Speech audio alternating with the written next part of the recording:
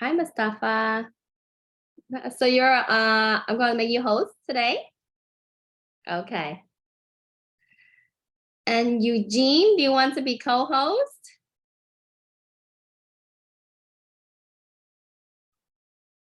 Hi, Eva. Hi. Sure. How are you? Good, good. So I'll make you co-host, Mustafa host. Do you mind sending? I didn't get the agenda or the list of presenters. Do you have that? Oh, okay. Let me put it together. Oh, okay. Actually, right. the presentations are on our website. Right. I know that, but do you know who the presenters are? So I can sort of start letting them in, or we could just figure it out. Okay. Let me pull up the names of the presenters. Okay. Yeah. Okay. All right.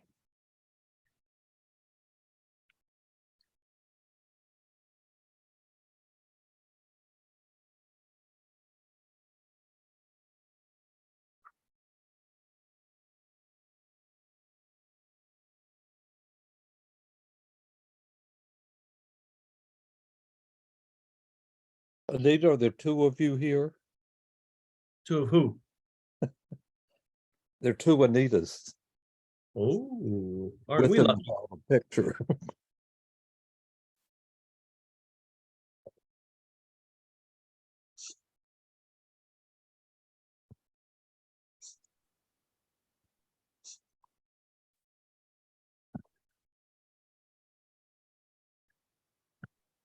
Susan, I mixed up the nights, but you were in order, Mustafa, with the everything. Eugene, he's in order. and did you find a picture, Eugene? Yes, I found a few pictures, but yeah, I have some we can show. The one Valerie sent that showed it in a streetscape looked like a good one because you see Yeah, the one in the village. So if you have a couple. Yeah, I have that one as well. Okay. It's interesting to see the scale.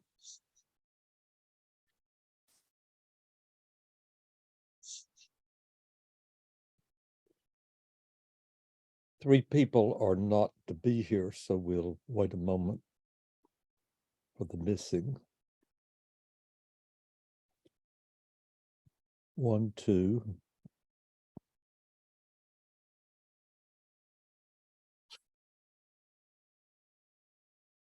Andy's here. Hello.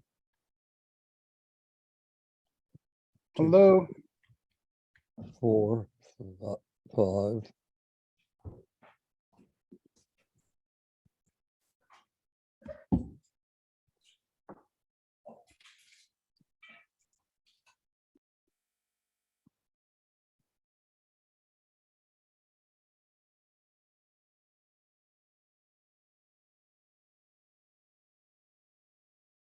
Okay.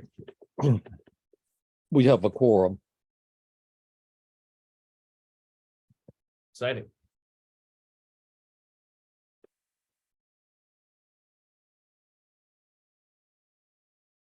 This is Community Board 2 Manhattan, the Landmarks and Aesthetics Committee meeting, January. It's the second meeting of this month. And we have 4, maybe we have either 3 or 4 applications, and then the application time will be followed by a discussion of the 5G towers.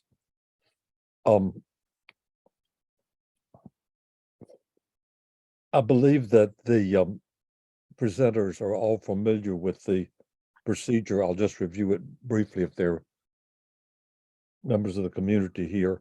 We hear the presentation. It's followed by questions by the excuse me, by members of the committee, members of the board, guests, and the public.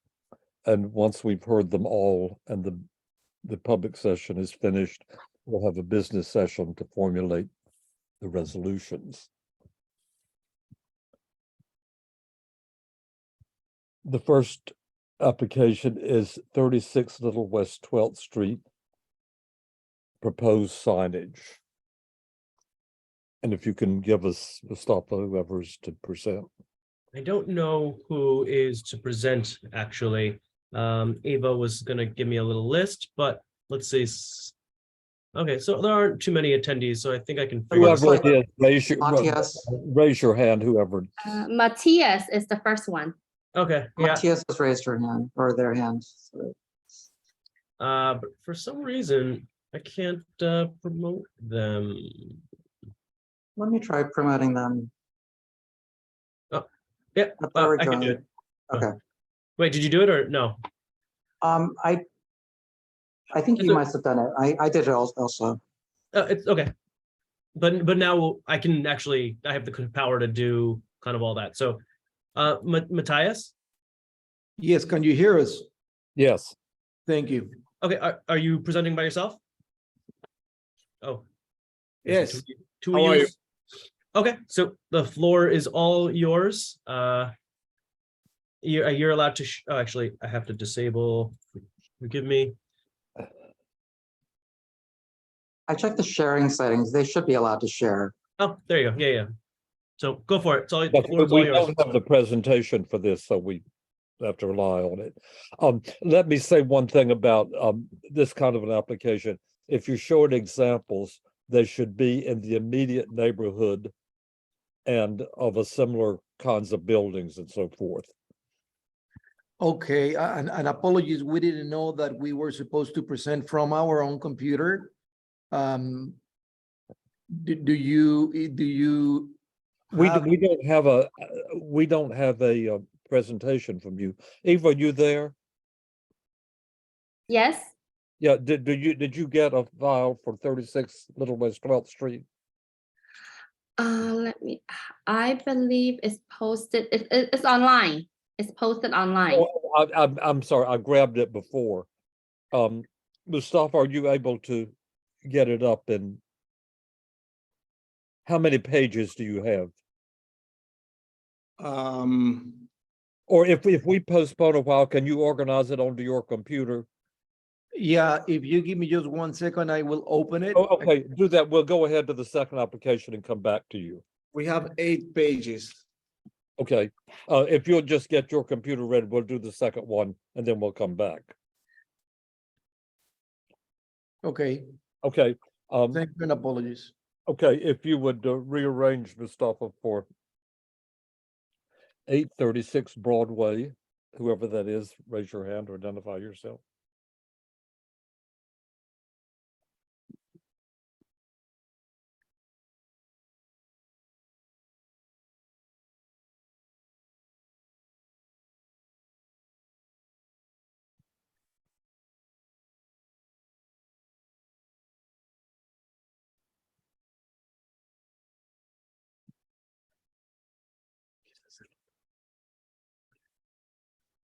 No entiendo qué es. Hello. Hello. You're from Broadway, Yeah, this is for in the Broadway presentation, yes. 838 Broadway. That's right. Okay, That's right. I'll read it just, it's a little long, so be sure that it's correct. The application for the replacement of the existing storefront with new aluminum storefront system at the first floor at both Broadway and East 13th Street facade includes reconstruction of historic cast iron ornaments. Okay. You can share your screen whenever you're ready.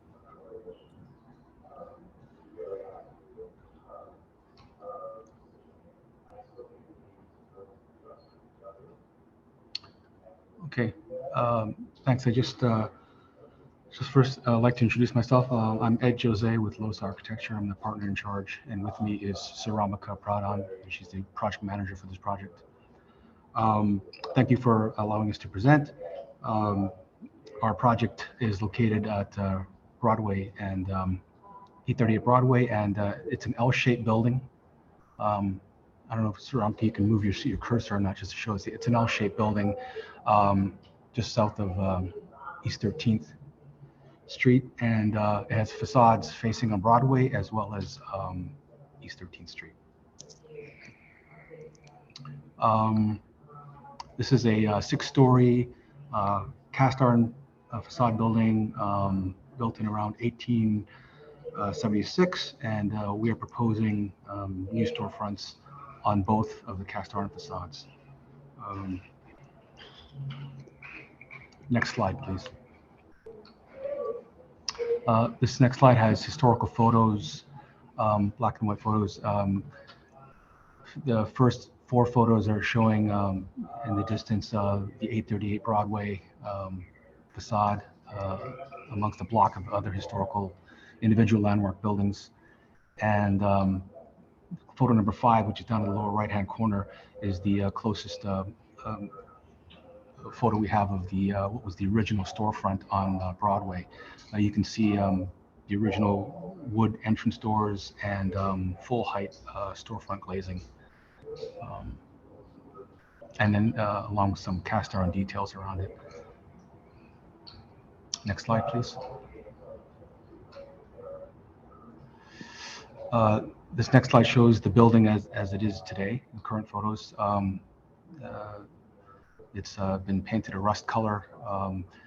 The openings, the original openings at grade level have been infilled with raised panels and I think it's a signage banding. So our proposal, our approach is to restore the openings to its original full height. We're going to remove the raised panels and bring back the original proportions of the storefront openings, which we believe are more sympathetic to the overall, or the architectural character of the overall facade. And this is our approach for both facades. Ceramic will now go into elaborate on the what work we're proposing at each facade. Thank you, Ed.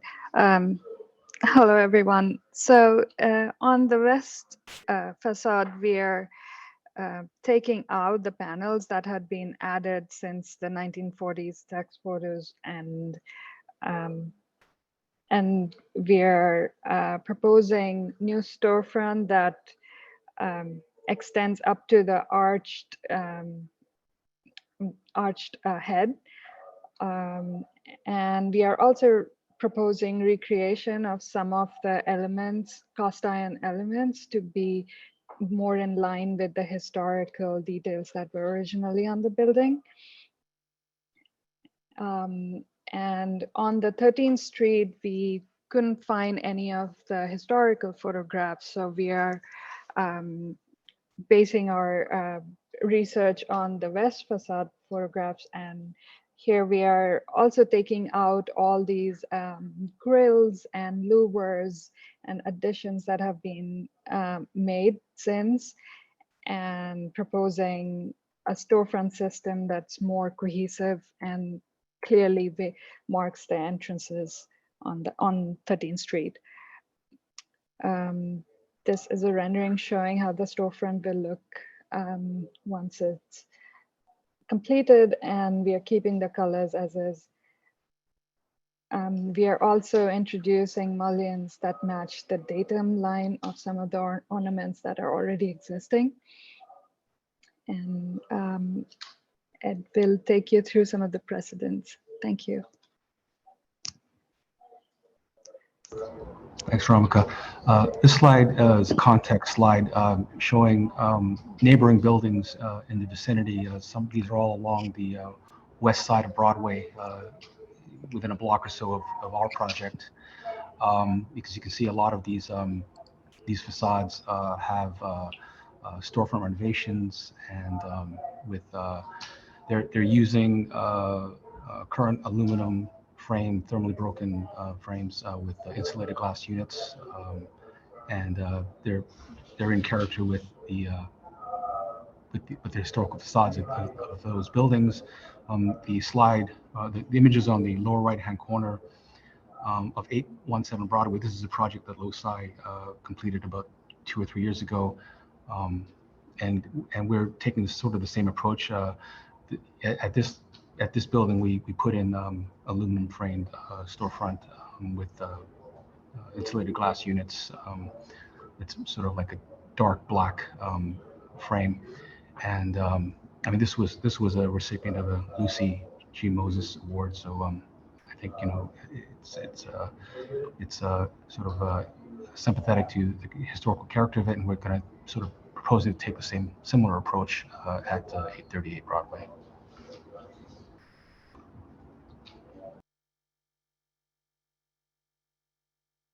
Saramika, you want to go through the remaining slides? Yeah. So the next slides show the design of the different storefronts, the height. We are using Conair metal frame storefront, and there are some sections through longitudinal sections, and then sections through the jambs of the storefront.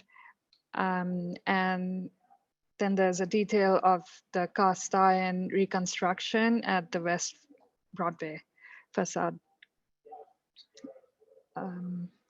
Excuse me, there- the cast iron sorry. reconstruction only on the Broadway facade or on both facades? So the reconstruction is on Broadway facade mostly, and then only one section of the 13th Street facade where it seems to be missing out. Okay, thank you. And that's the end of the presentation. Thank you.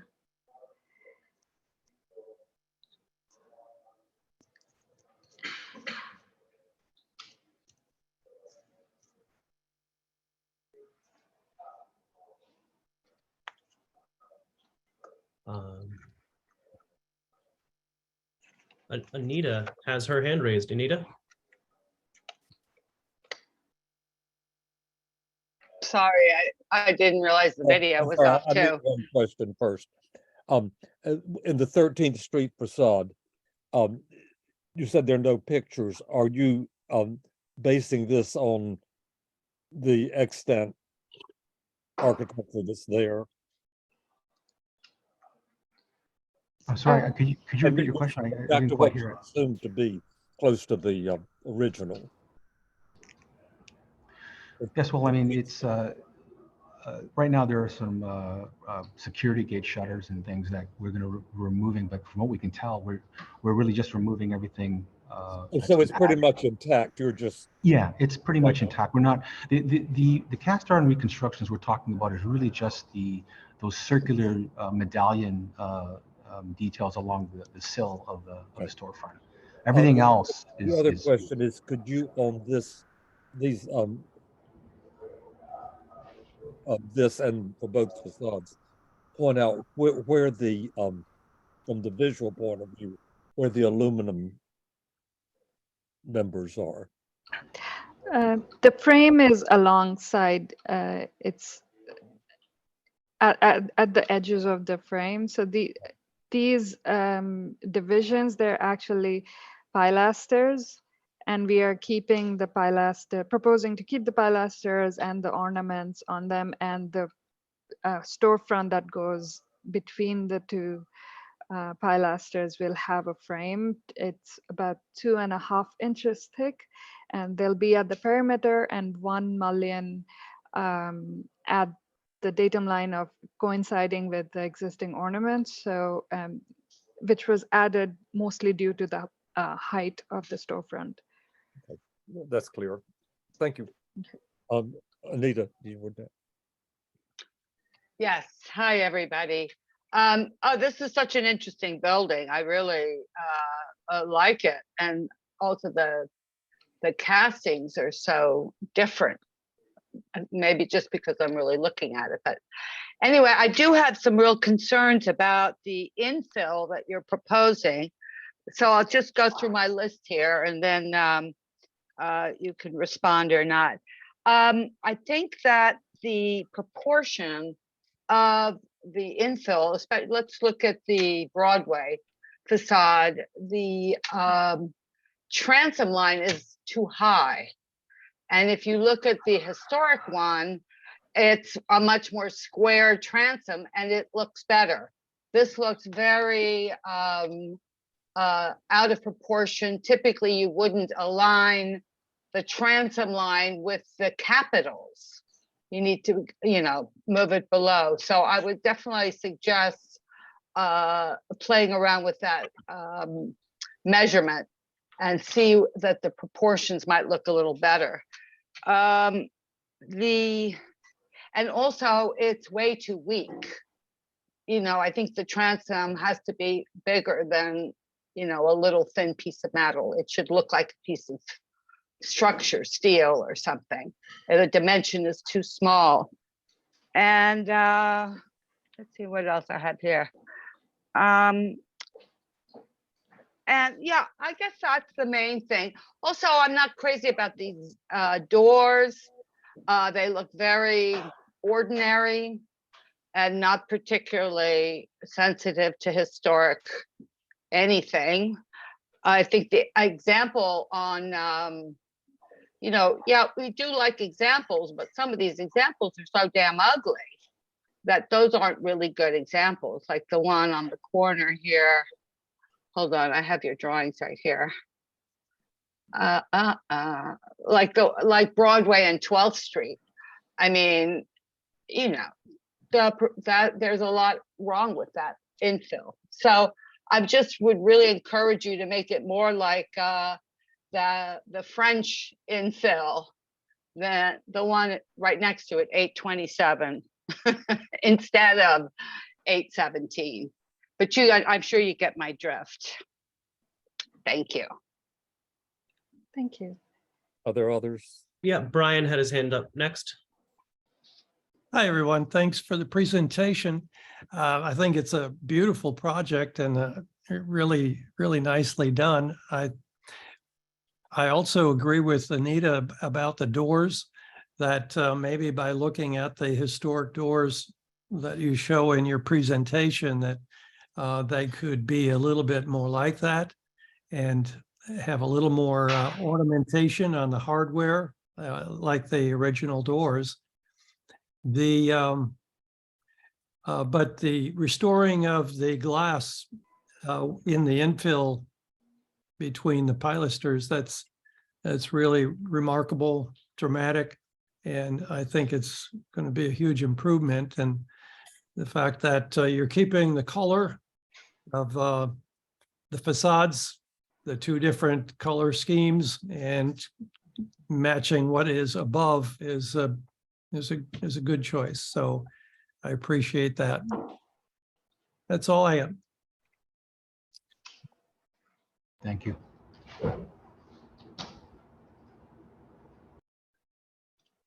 So Albert also has his hand raised. Yes, I agree with what Brian said about the two colors, and I am wondering if they are. Could I make just one tiny point of correction?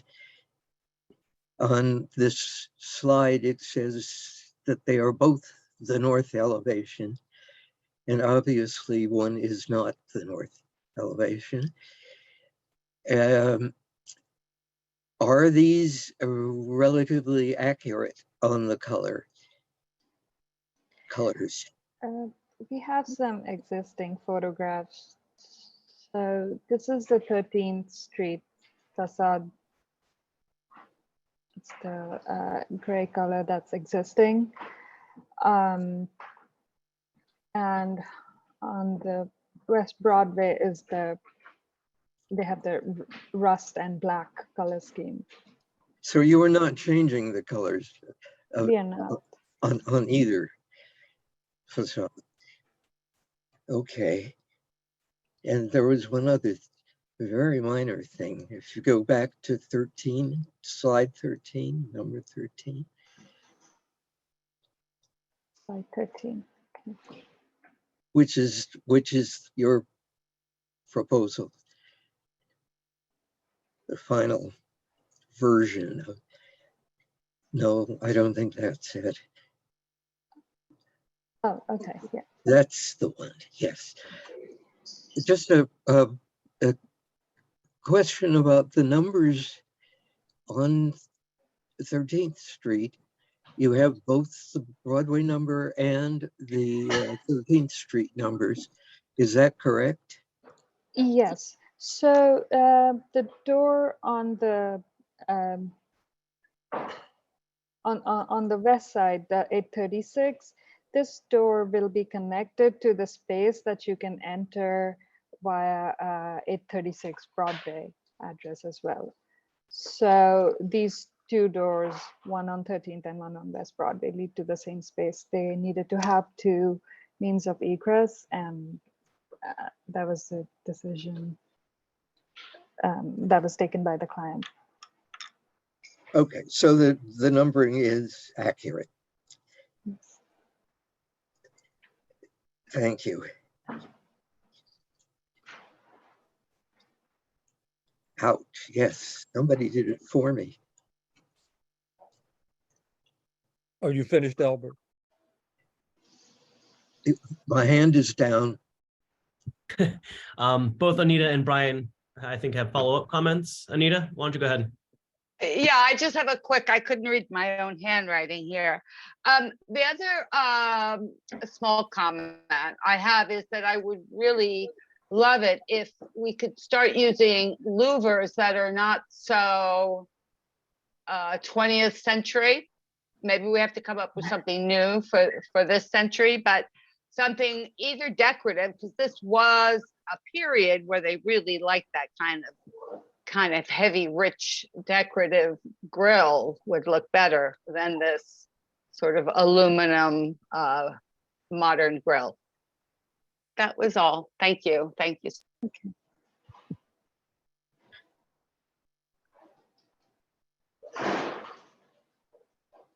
I'm sorry, Brian?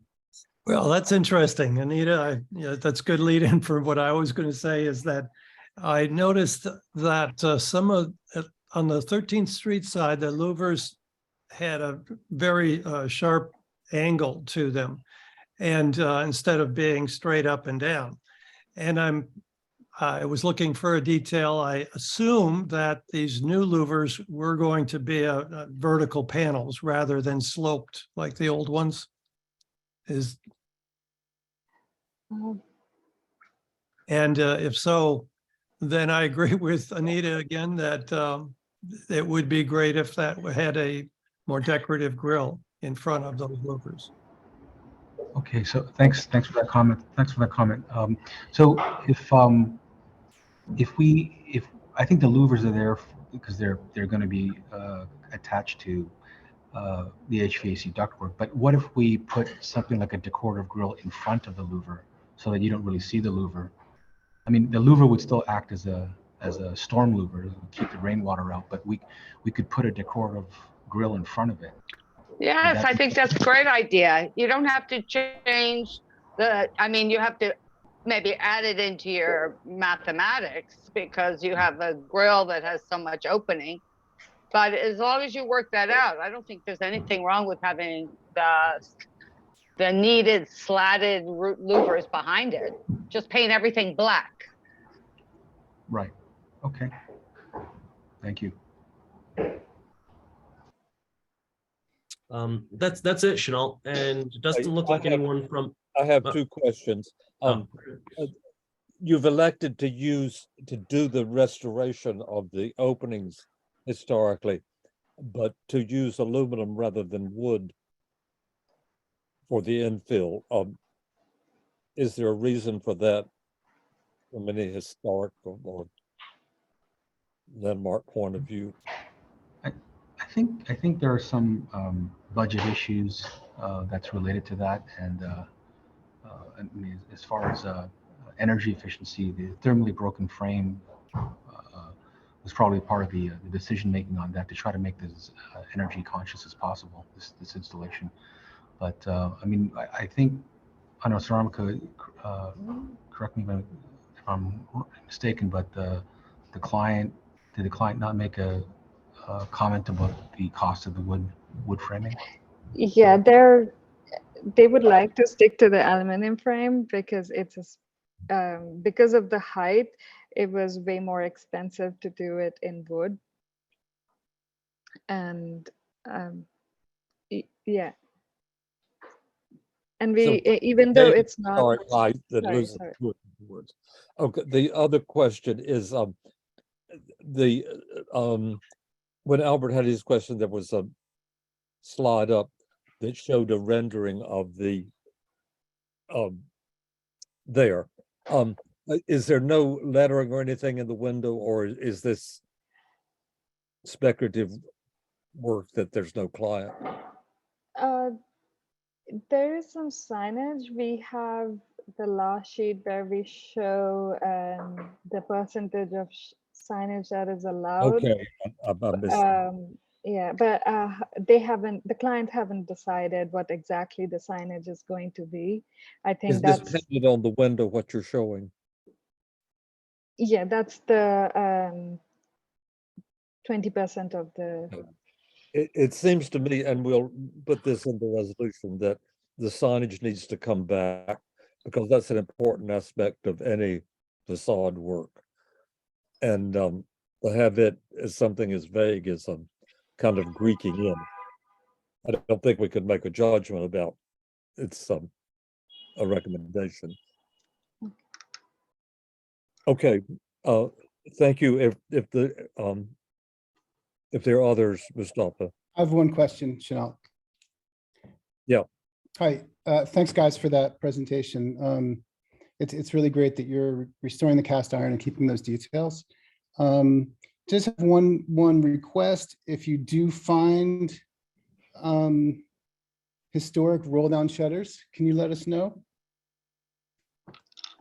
Because it's it's later in the era. So, and I'm looking and it just looks like the detail might have them built in. So at least just to document them. Okay, I mean, we're not planning on reinstalling the shutters. We're removing them. A lot of them don't work anymore. The roll down shutters with the yeah. mechanism in the back. Oh no, the historic ones. Because there were historic 19th century roll down shutters that you wouldn't see. They'd be rolled up on the interior. Right. So if you see a soffit, right. there aren't too many left. It'd be nice to document them. Okay, yeah, I haven't come across that. I haven't come across it, but if we do, we'll forward that to you. Great, thank you. Appreciate it.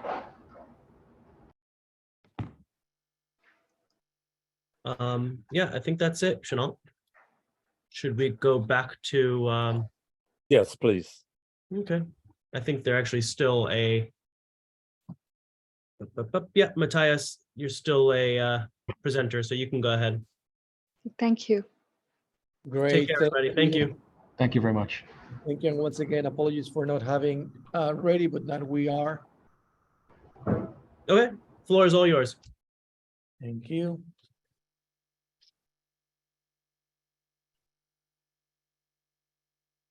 So what we have right now on the screen, on the left, it's obviously the map of the address of the store. This is Matias Aubi and Rafael Ramsan. Thank you for giving us the floor. We do ice cream, liquor infused ice cream. We're based here in Miami, and this is our second store in New York. Just as a matter of context, what you see on the right is a rendering of the sign that we would like to install at this particular location. Just context about the building. This is our facade, the one on the right. Also to share with you some of the decals that we have on the windows. We have our logo, our company logo, and then a descriptor of what we do on white lettering on the left and middle windows. Again, another rendering of a different view, looking frontally to Little 12th Street. They're not changing. We're still seeing the original. Oh, you're still on page 1? Yes. Oh. Okay, let's see. The screen is paused. Your screen is paused. I don't know if you guys resume. Okay, well, I don't know if this is about giving us the access. We see a screen that says that our screen is paused.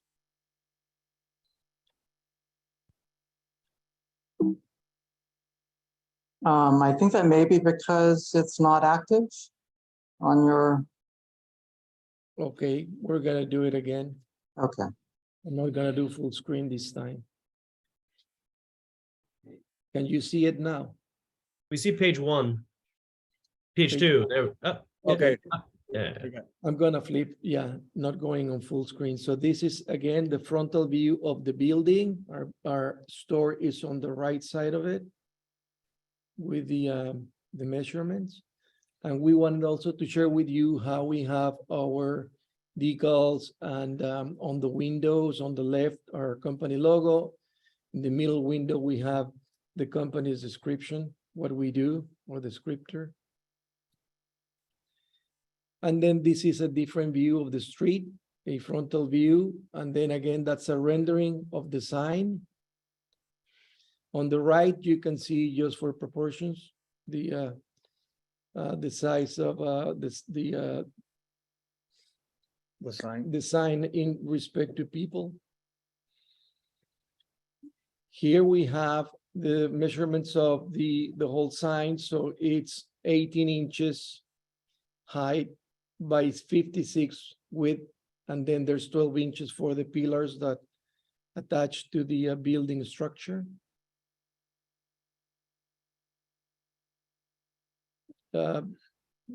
Technical LED for both sides, so you can see the sign from both sides.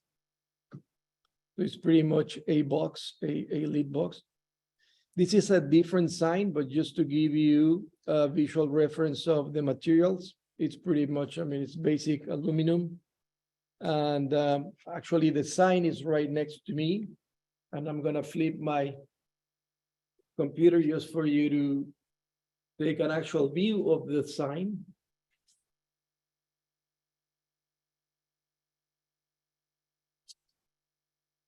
And then here we have some other references of the Conservative Market Historic District signs that have been previously approved in other hearings. This one is for meat.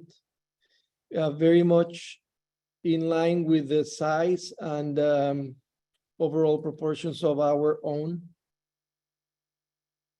Another one. Yes. The scoop, and the one on the left for the restaurant. And finally, again, another sign in a similar fashion of what we are intending to do. And that's pretty our much it. presentation. Very simple, very straightforward.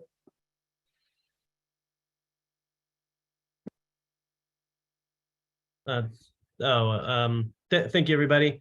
Matthias. So Anita, you have your hand raised? Chenault, do you have any questions you want to ask first? Chenault, you're all set? I want everyone to go. Okay, great. Oh, no, first- I'm fine on the notes. Oh, okay, just asking. Okay, thank you. Ice cream, that's always good. Tell me, on page 101, oh, they're all 01. Keep going. Keep going. Keep going. Here. No, back. Just talk about these, the lettering on the glass. It looks nice and soft, and that's good. But could you just talk about it for a minute? Yeah, it's 20% of the entire dimensions. So it's kind of it's really subtle. It's just white vinyl on the windows. So it's a see-through. You can see this inside. You can see through the white? Not through the white. Okay. All right. All right. Thank you. Those And are more or less like this. This is what you see. This is our office, and this is like a more or less the template that we use in our stores. I don't know if you can appreciate that, but it's I can't see the sign, the white sign. Are no. you showing me that? No. Just seeing what you see through. I'm just window. being very specific about this, because actually I like it in the rendering. I just wasn't sure how you achieved that. And but that's it for me for right now. Thank you. Thank you. Thank you. These decals, just as a note, are already installed at the building.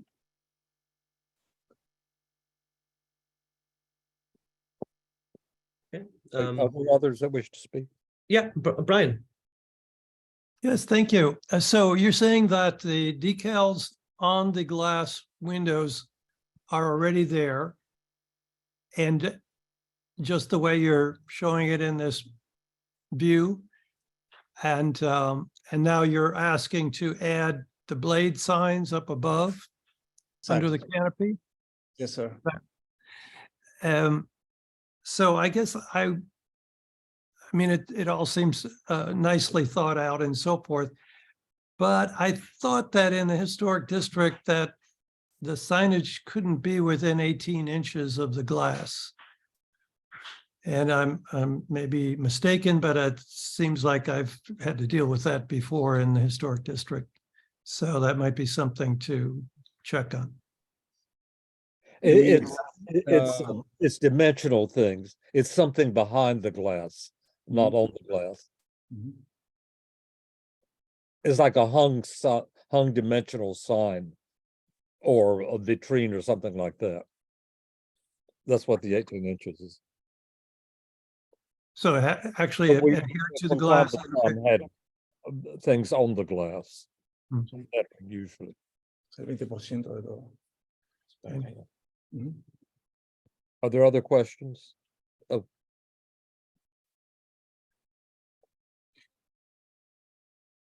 Valerie is first and then Albert. Yep, Valerie, floor is yours.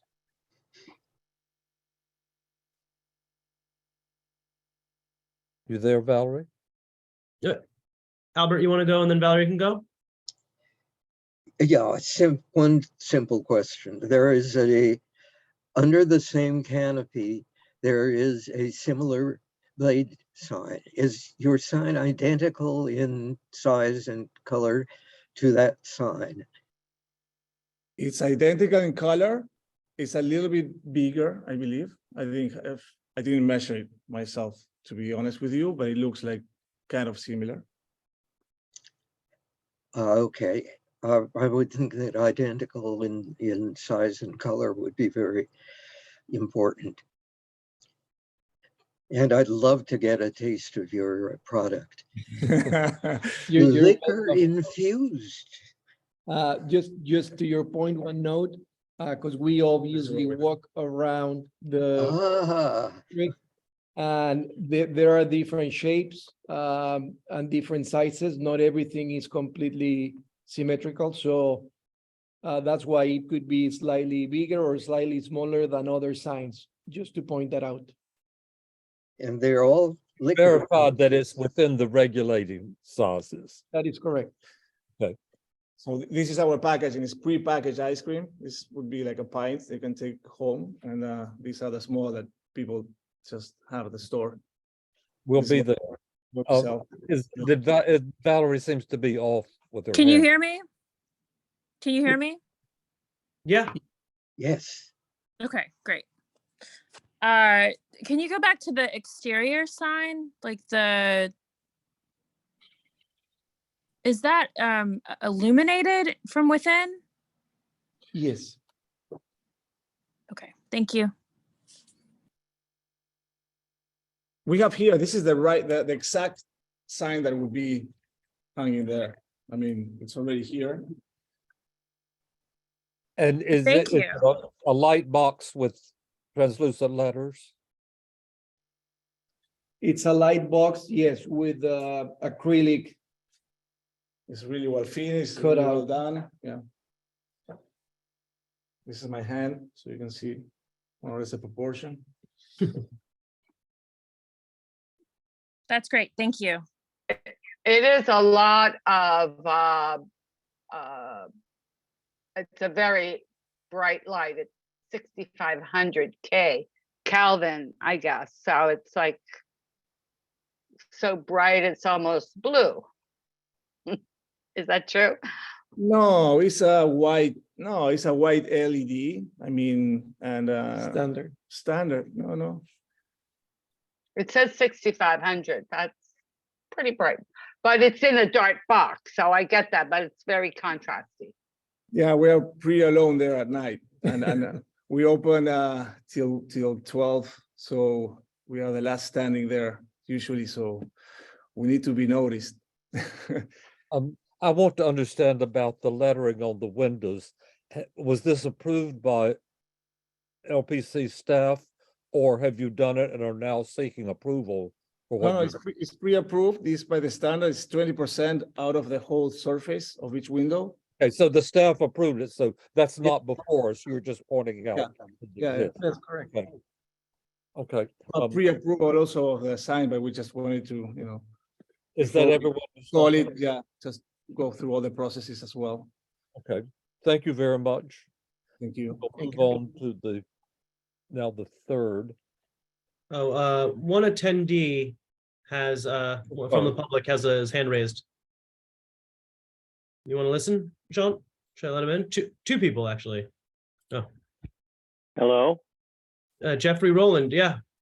Yes, I just was wondering, that illuminated sign with the 6,500 Kelvin lights, he said LEDs, and I'm wondering, is it dimmable? Because some LEDs can be dimmable, and if it seems too bright, then it could be dimmed a bit.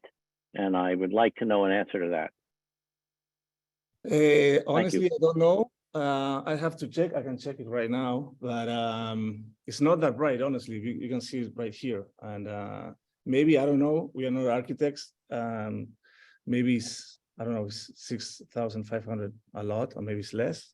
But it's, I mean, I just thought that, to Anita's concern, it might be possible to make it slightly dimmer if it is found to be offensively bright. we will make it dimmer if there is. We have Yes. to. Yeah. We will be happy to confirm with the manufacturing company and respond formally by email if that's the protocol for sure. And once you. again, it should not be much brighter than the one under the same canopy. Oh, and the canopy is super bright. The one that is Questions now? is the one that is there presently is super bright. Yes. Yes.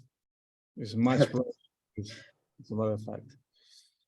Okay, we understand about the brightness and we'll have wording in the resolution about it. Mustafa, was there another? Yeah, Pete Davis has his hand raised. Hey, Pete. Hello, thank you.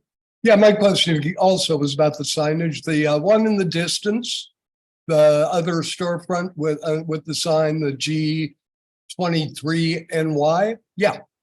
Is that internally illuminated, and was that approved by LPC? Really, I don't know. We wouldn't know about approvals. Okay, it seems to me for that the two signs should be in the same world. So I don't know how the committee deals with that at this point, if that's an unknown, but it would seem odd if those two signs were acting differently. And is the sign double-sided, so there's the same image on facing coming in both directions? And I think it would be also key to point out that if you were to see the Washington view, which is the same building, it has the same canopy, the stores may have also different shape on their signs. Not every sign is illuminated, and I don't know if that's more of a personal preference of the store. But again, we did obviously our due diligence going around and looking at what's in the district, not to obviously try to be different to what's already there. So this view that you point out is just one sign in this building, but there are others if you were to walk on Washington. Okay, thank you. Have we exhausted all the people? You sure have. Okay, thank you. Thank you. So yeah, We'll move along then. The next application is 687B Greenwich Street. Application to construct a rooftop addition.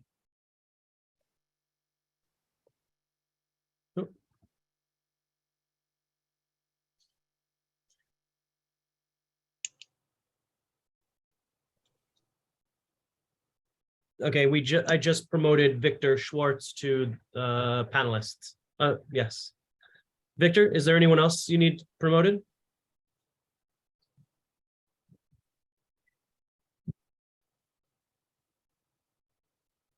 Unmute, start video. Can you hear me? Yes. Okay, let me find out where to, wait, let me get my presentation up and let me share the screen. Give me half a second. Is there anyone else we need to No, promote? I'm good. Thank you. Okay. That's enough. Okay. Let me just share the screen. Share screen. Okay. Share. Okay, and let me expand this. Okay, is that full size for you guys? Yep. Okay, thank you, everyone. We're doing a addition to one of the townhouses in Greenwich Mews. It's a group of 7 townhouses right off of Greenwich Street, right below 10th Street, between 10th and Christopher. The neighborhood is all 1 to 3, 4, 5 to 8-story buildings. If you can see my pointer moving, this is the location of our buildings. The immediate neighbor is the Con Ed substation to the south. To the north, there's an empty lot that's associated with the 5-story building that's right on 10th Street. Let me go down, page down.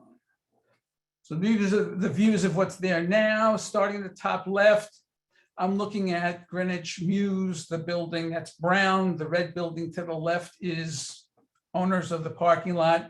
And the building I'm concerned with would be where my pointer is now. It's the second townhouse. It's the middle of 3.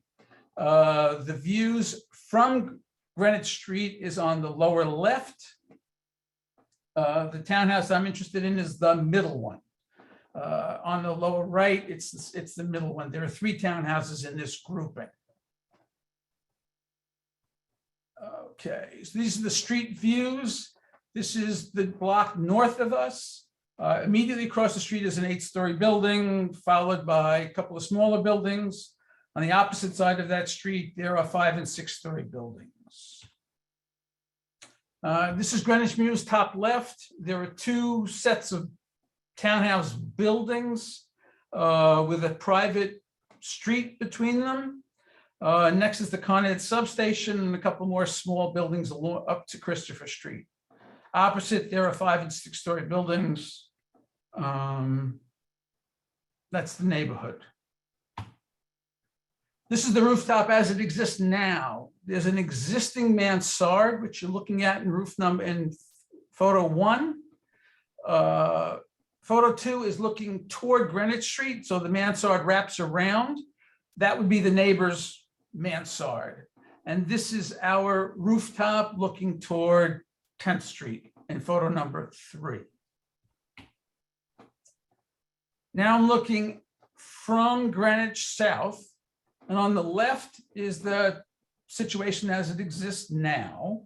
And on the right, we've photoshopped in the extension. So it's a 1-story that fills in the mansard with a bulkhead above it. Could you increase the size of this so we can better see the? Let me see if I could do that. Hang on a second. I'm gonna have to shift around a little bit. How's that? That's a great help on my screen. I neglected to point out that this application was actually presented to the community board and approved by the landmarks back in 2014 and 2015. What happened was our permit expired in 2021. And we're going back now we had to reapply because the job sat unattended to for a while. And is this a duplicate of the original proposal? I am showing you now I am showing you the original presentation. There have been changes, and I'll explain that in just a second. Okay. So this, what we're seeing is what was approved then? Yes, yes, yes. This is what was viewed previously by the committee and by Landmarks.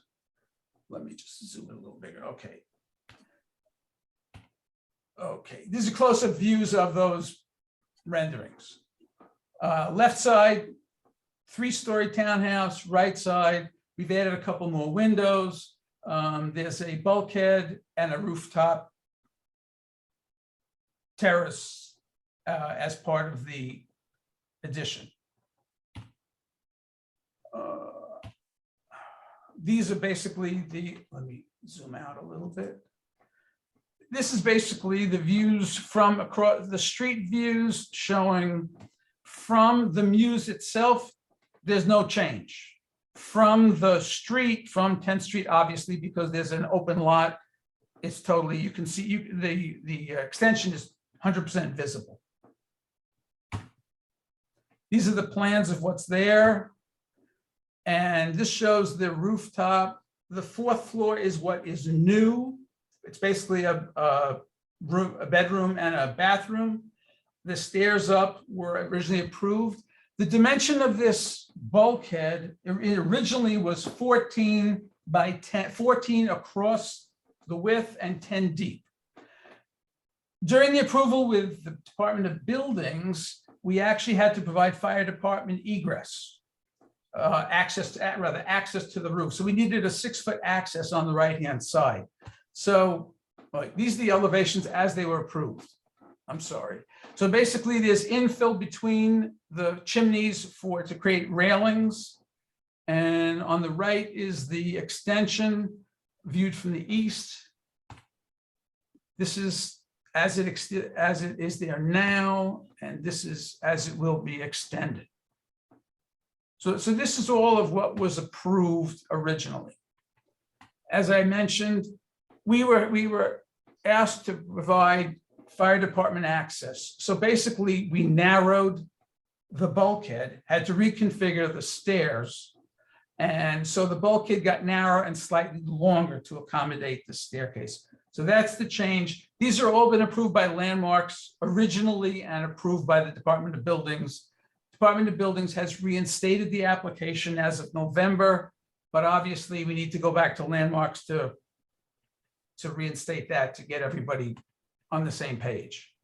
So this is the current approved, actually, this is current approved Department of Buildings drawings. We're gonna have to go back to Landmarks Commission to get these drawings reinstated. And as a result of reconfiguring the stair, we're gonna have to change some of these windows slightly. So there'll be some modification to the window openings. Basically, they'll be the exact same size. They'll just be maneuvered to hit the landings and the spaces behind them. All of this work is going to be done in brick that matches the existing. The rooftop extension is metal. These are the renderings of the new version as it was approved. So the brickwork, the windows moved around slightly, and we actually added muntins to the skylight on the roof. So it got a little more decorative. And this is sort of rotating around the building. I think that's it for me. What color is the cladding? The cladding is lead coated copper, so it'd be a gray.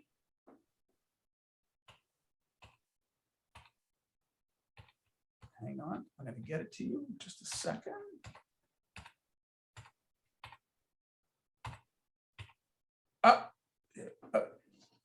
See turn coated copper in the middle there? Yep. So that's the gray. Thank you. Okay, are there questions then from the committee? Yeah, Anita. Oh. Anita. Sorry, my dog just chimed in.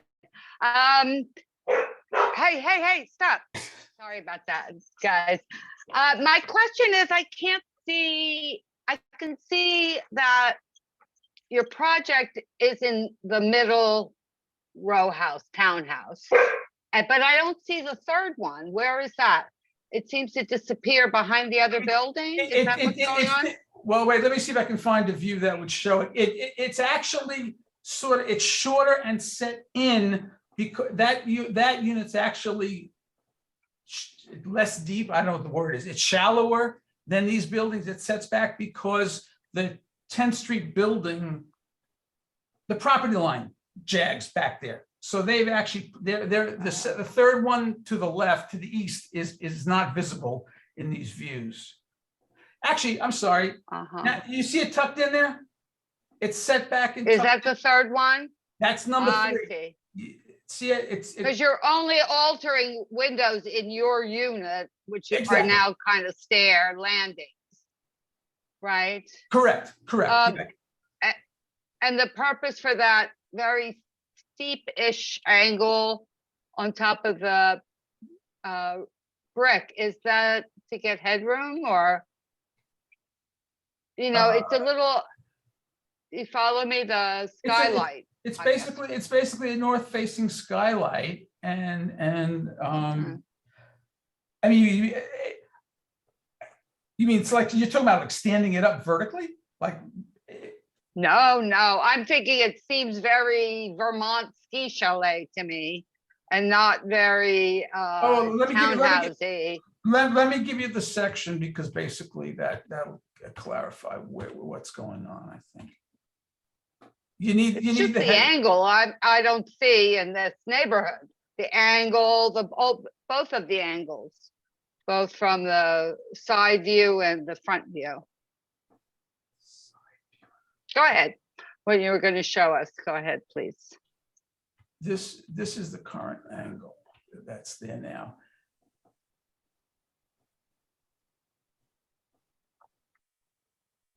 So yes, it does provide it does provide headroom, and it's. But it doesn't. But in the front, then you drop it down.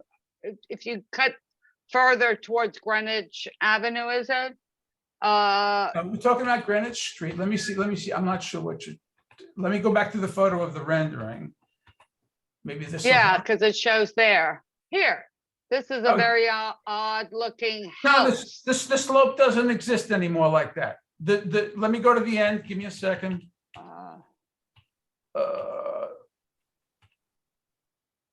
This is squared it off. I'm sorry? You squared it off? Yes. Stood it up, yes. So there's one slope, it's a slight slope. All right, I like that better. I mean, because it's not so, you know, trying to look like something else. It's just a little bulkhead with some nice lights in it. Does this help? Oh, I see it. Yes, it does. Oh, good. Can we move on then, please? Yeah, Brian had his hand raised. Brian. All right, thank you for this presentation again. And I understand that this is a fairly modern building that was built, this whole complex was built. Do you have the original date on that? Wait a second. If you give me a minute, keep talking. I'll see, because Landmarks probably has it in the descriptor. Okay.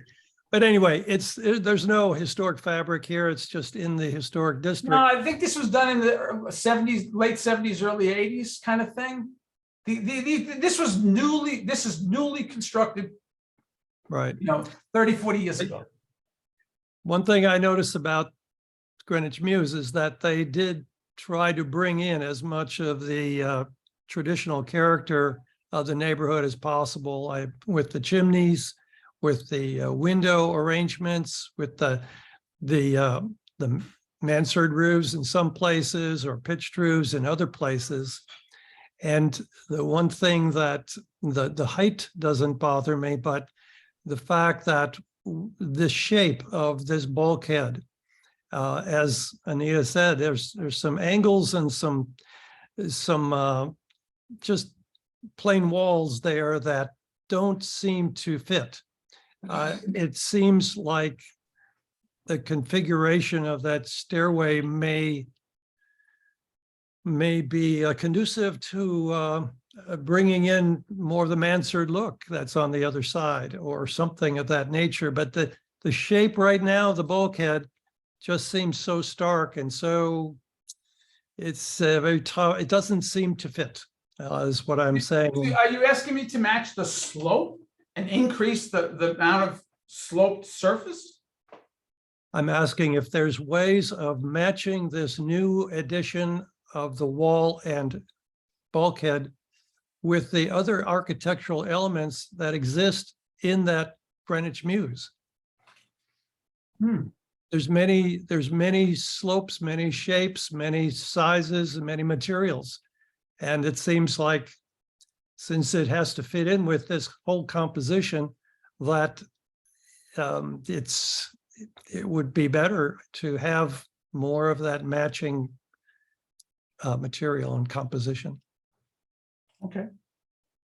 I could even just add a comment to that, if you don't mind, Brian. Maybe it needs more material too. The detailing is so stark that you have sort of a flying glass plane, but there's no masonry on either side, like in a party wall, which is how you usually see an artist's loft highlighting. So it seems very flimsy in a way, and maybe if it had a little more expression of structure on the sides or on the top, all around, with some more mass. We could wrap the walls and bring it in, reduce the size of the glass slightly and articulate the vertical plane. Yeah, we could do something like that. Sure. Okay. And particularly on either side, sort of like the, like a fire separation. Yeah, we could increase the dimension. Yeah, I understand what you're saying. Let me see. Are there other questions? Actually, if you look carefully at this one, I believe we've actually done it. Look at the southern view. I think we have some dimension on those walls. Yep, I think you're right. I wish we saw that in the. You haven't really developed that as you have the other, the old one, I guess. But yeah, is that coated in the copper? Correct. Lead coated copper. Yes. In other words, the metal wraps around, so there's a dimension, exactly as we just were discussing. Okay. Well, again, it's a big piece of glass. Maybe it divides up into 3 pieces again. Just saying. I mean, I'll leave the designing to you, but I think it could even break up a little bit more and the original so long. No, the original one were big sheets of glass. I think there are 4 or 5 pieces. We've added muntins in this version. So those are muntins. It's divided up into basically, 4 sections of 9 lights. 1, 2, 3 sections of 9 lights is what we have now. I got you. Okay, I got you. It's not showing the 3 sections. Well, but it's there. You're looking at the scale. The scale is. This is clear, and you said you'll work on it, so we can move on. Okay. Are there other questions? Yeah, Brendan is on. Yeah, Brendan, you're. Hey, thanks, Victor.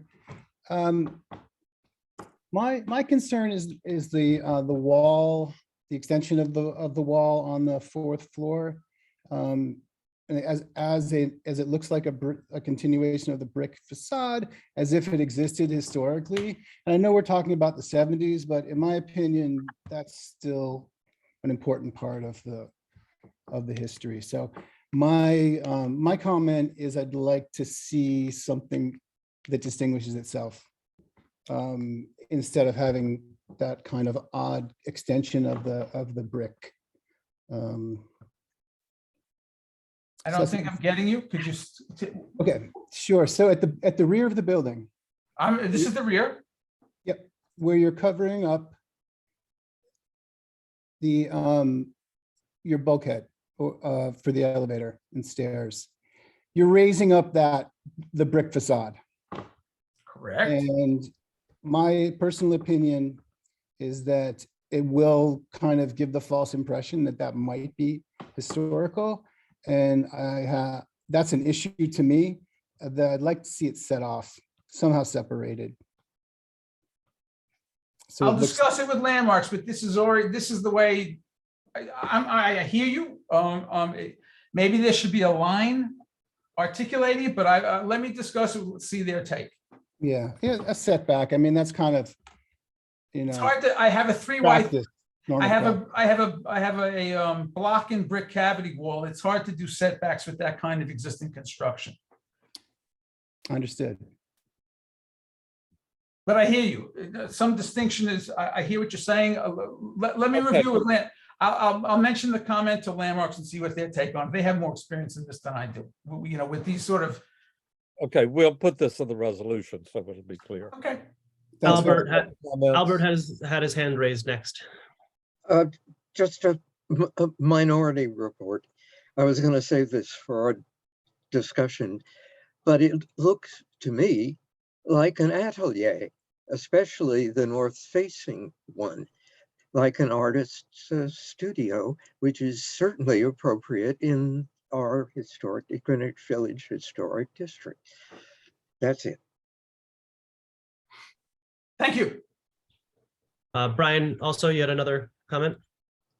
Yes, just following up with Brendan, I think that keeping the horizontal parapet coping line would suffice there, would clearly mark where the old wall ended.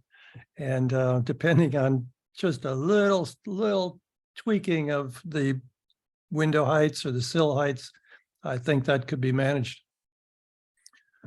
So that's reinforcing what Brendan said. Thank you. Okay. Chanel, we have 2 comments from the public whenever you're ready. Please. Okay, let's Zach Weinstein.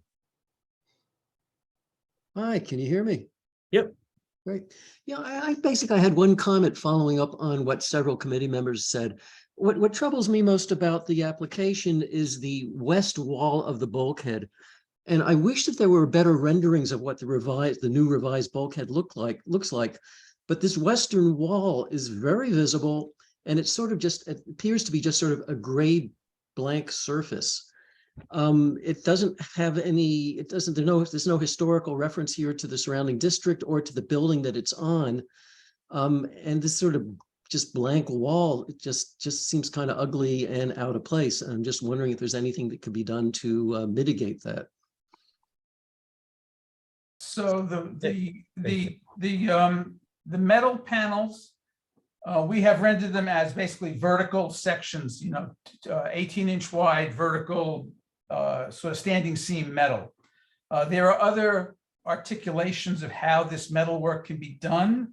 It can be done as rectangles, lapped rectangles. We could certainly consider how to treat the metal work with other variations. Okay, thank you. Okay, thank you. The other person, Perry Haberman.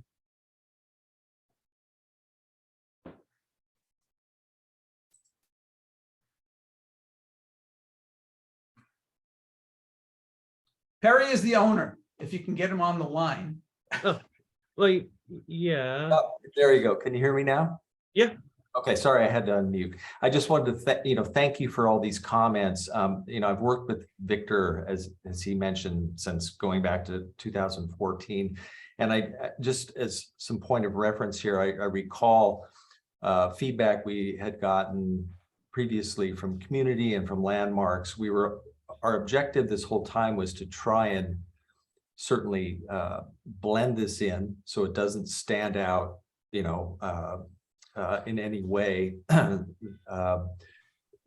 we did kind of go back and forth with carrying the brick all the way up versus we played with some ideas of having that other material that you see on the west side initially going up on this this side of the wall, and we all felt that drew more attention to the bulkhead than having the brick, go up. And I know that Landmarks felt the same when they approved this.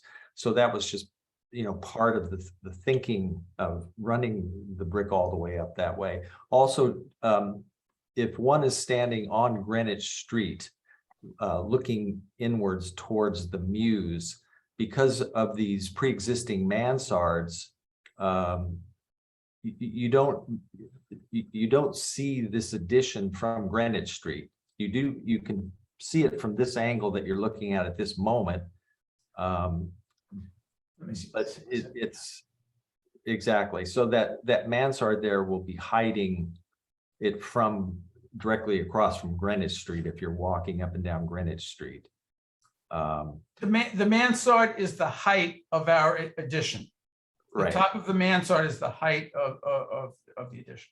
And it's difficult to really I don't think I have portray it here, but I guess I just wanted to pipe in and just say we've given this much thought. We've played with a lot of different ideas, and we kind of landed on this, thinking and getting feedback that the idea that was approved, the plans that were approved were giving us the look that we were after to fit in, for this particular corner. As you can see, the building there on the left is, it's completely different than the Mews. The Mews is a very unique little spot, and the whole idea is to preserve that look.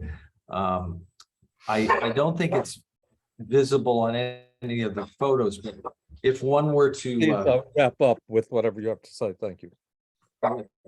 to look directly across Greenwich Street, but a block up. Pardon me, my dogs are acting up. But on the opposite side of the street, there is a building that has a whole glass addition on top. Is it scrolling down, Victor? Is it on the other side? It's on the west side of the street. Yeah, this is it. This is Donna Karen's building. Well, no. Keep going. So Near it's the corner of Christopher on the west side of the street, like Oh. above Garber's. There's that. There's that. I don't know if you can see it. It's not to the very right, but that next photo over, you can't really see it, but scroll it down a little more, Victor, right there. It's jumping. Okay. There's Garber's. What are you looking Okay. for? This building right here, no, to the right. To the right. That one right there on top. You can barely see it, but those are glass. Oh, here. Yeah. It's a skylit room up there. So, I'm just saying it exists on the street right there already. Which is not that one is not as attractive as the one that we've designed. Okay, thank you. Are there others, Mustafa? Actually, yeah, someone just raised their hand. Brendan. Just food for thought. I know that Landmarks has already approved this particular design before. There's a good chance that they will. I want to follow up with what Albert said, which is that is a historical precedent, let's say, with the neighborhood, the idea of the skylit studio atelier. And I would prefer to see that even with the cladding than the brick. And if you wanted to do that, then what you would look to the Department of the Interior standards, which say that all new additions should be separated from the historic fabric. So for what's worth, if you wanted to go that route.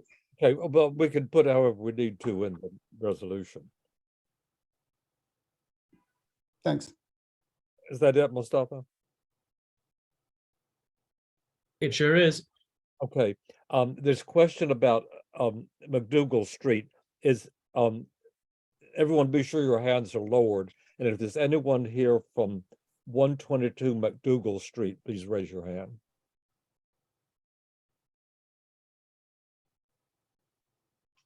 I believe wait. never, Yeah, Eva told us something about MacDougal Street. I think it's like canceled or something, right?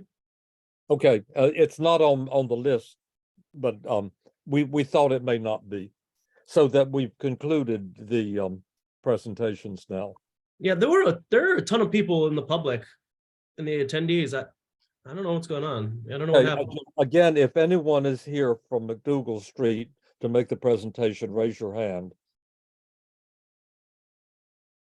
And if Mustafa doesn't see any hands, we'll assume. No, I not. don't. Yeah, I don't see. Okay. Okay, we'll move along then. Our last topic is to discuss the 5G towers. And this discussion is strictly from the landmarks point of view. There are a number of concerns in a number of areas, and other committees are handling other concerns such as health and the need for them at all in the neighborhood, given the mission of the project. And so we're going to talk about landmarks issues, and we'll come up with a report, come resolution from this meeting. Oh, maybe that's what we'll go into the overall community board position on them. I've asked to start, if you would upgrade Anna, please. Anna Markham. Yep. Got Is going to give us a brief overview from village preservation and a little bit about what they've done and what they've learned, because they've been dealing very specifically with this aspect of it. Thank you. Thank you so much, Chenault. For those of you who don't know, my name is Anna Markham. I am the Director of Research and Preservation at Village Preservation. Thank you all for allowing me the opportunity to speak tonight. Before I get started, I just want to go ahead and set some expectations that the information available on this program is extremely murky. It has been very difficult. I've been researching this to the best of my ability since the end of November, and even still, it has been extremely difficult to find even basic information about the program. So any holes in this narrative are primarily due to the sort of secrecy this whole program has been shrouded in. Village Preservation is deeply concerned about the rollout of the LinkNYC 5G tower program. Since the surprise installation of the first towers last fall, this program has been shrouded in complete and total secrecy. In fact, the initial plan for the installation of these towers almost entirely lacked an appropriate public comment component outside of historic districts. Fortunately, the backlash the Office of Technology and Innovation, OTI, received from the first towers inspired them to create a 60-day public comment period for new LinkNYC tower sites.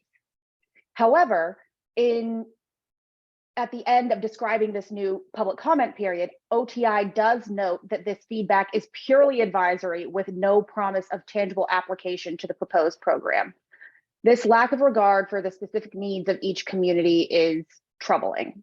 For a little background on the program, potential LinkNYC 5G towers follow the plan of payphone sites that existed prior to 2014. The only links that require public comment, or trigger public comment, if you will, are those in new locations or historic districts, meaning any location that a link might be installed that was not previously a payphone, that has to go through public comment. However, if a payphone was there in 2001 and it's not in a historic district, they can just plop it there without telling anyone. When the Public Design Commission approved this design for citywide use, their resolution specifically mandated a more sensitive design be developed for residential neighborhoods and historic districts. They also noted that the Landmarks Preservation Commission has sole jurisdiction over the siting of these poles. Shockingly, OTI has not appropriately shared this information with the LPC. When I spoke with the LPC in late December, They shared with me that the siting for these towers in the pilot program would be presented at a public hearing in the near future. However, they seem to be unaware of the requirement in PDC's resolution that OTI and the vendor develop a more sensitive design for historic districts. And we're not aware of a timeline for this design being presented to LPC or other committees.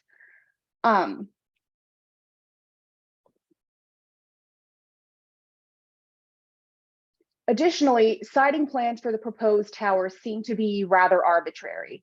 There is no explanation of how these locations strengthen and bolster network connectivity of the city as a whole or help bridge the digital divide.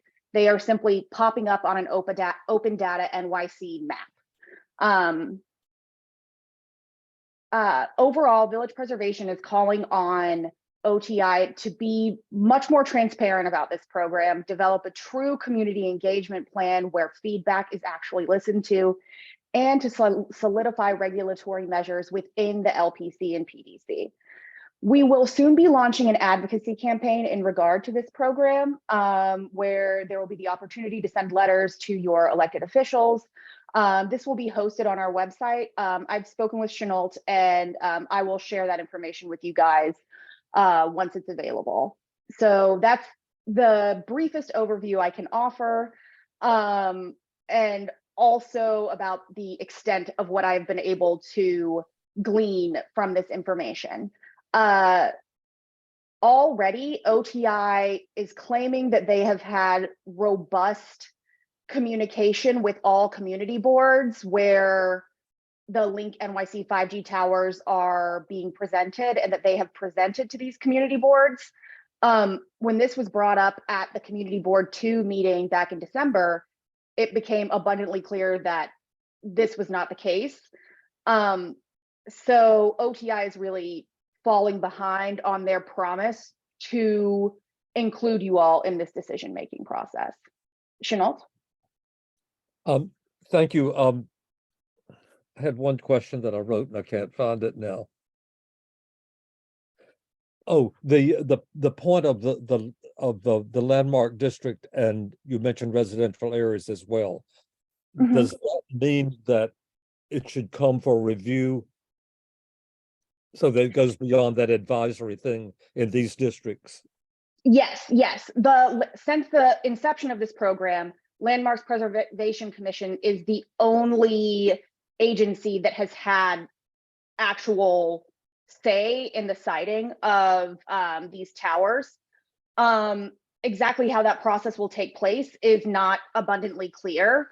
And when it comes to the new, more sensitive, historically appropriate design, I believe that will be presented to PDC and LPC in tandem to give feedback on that design.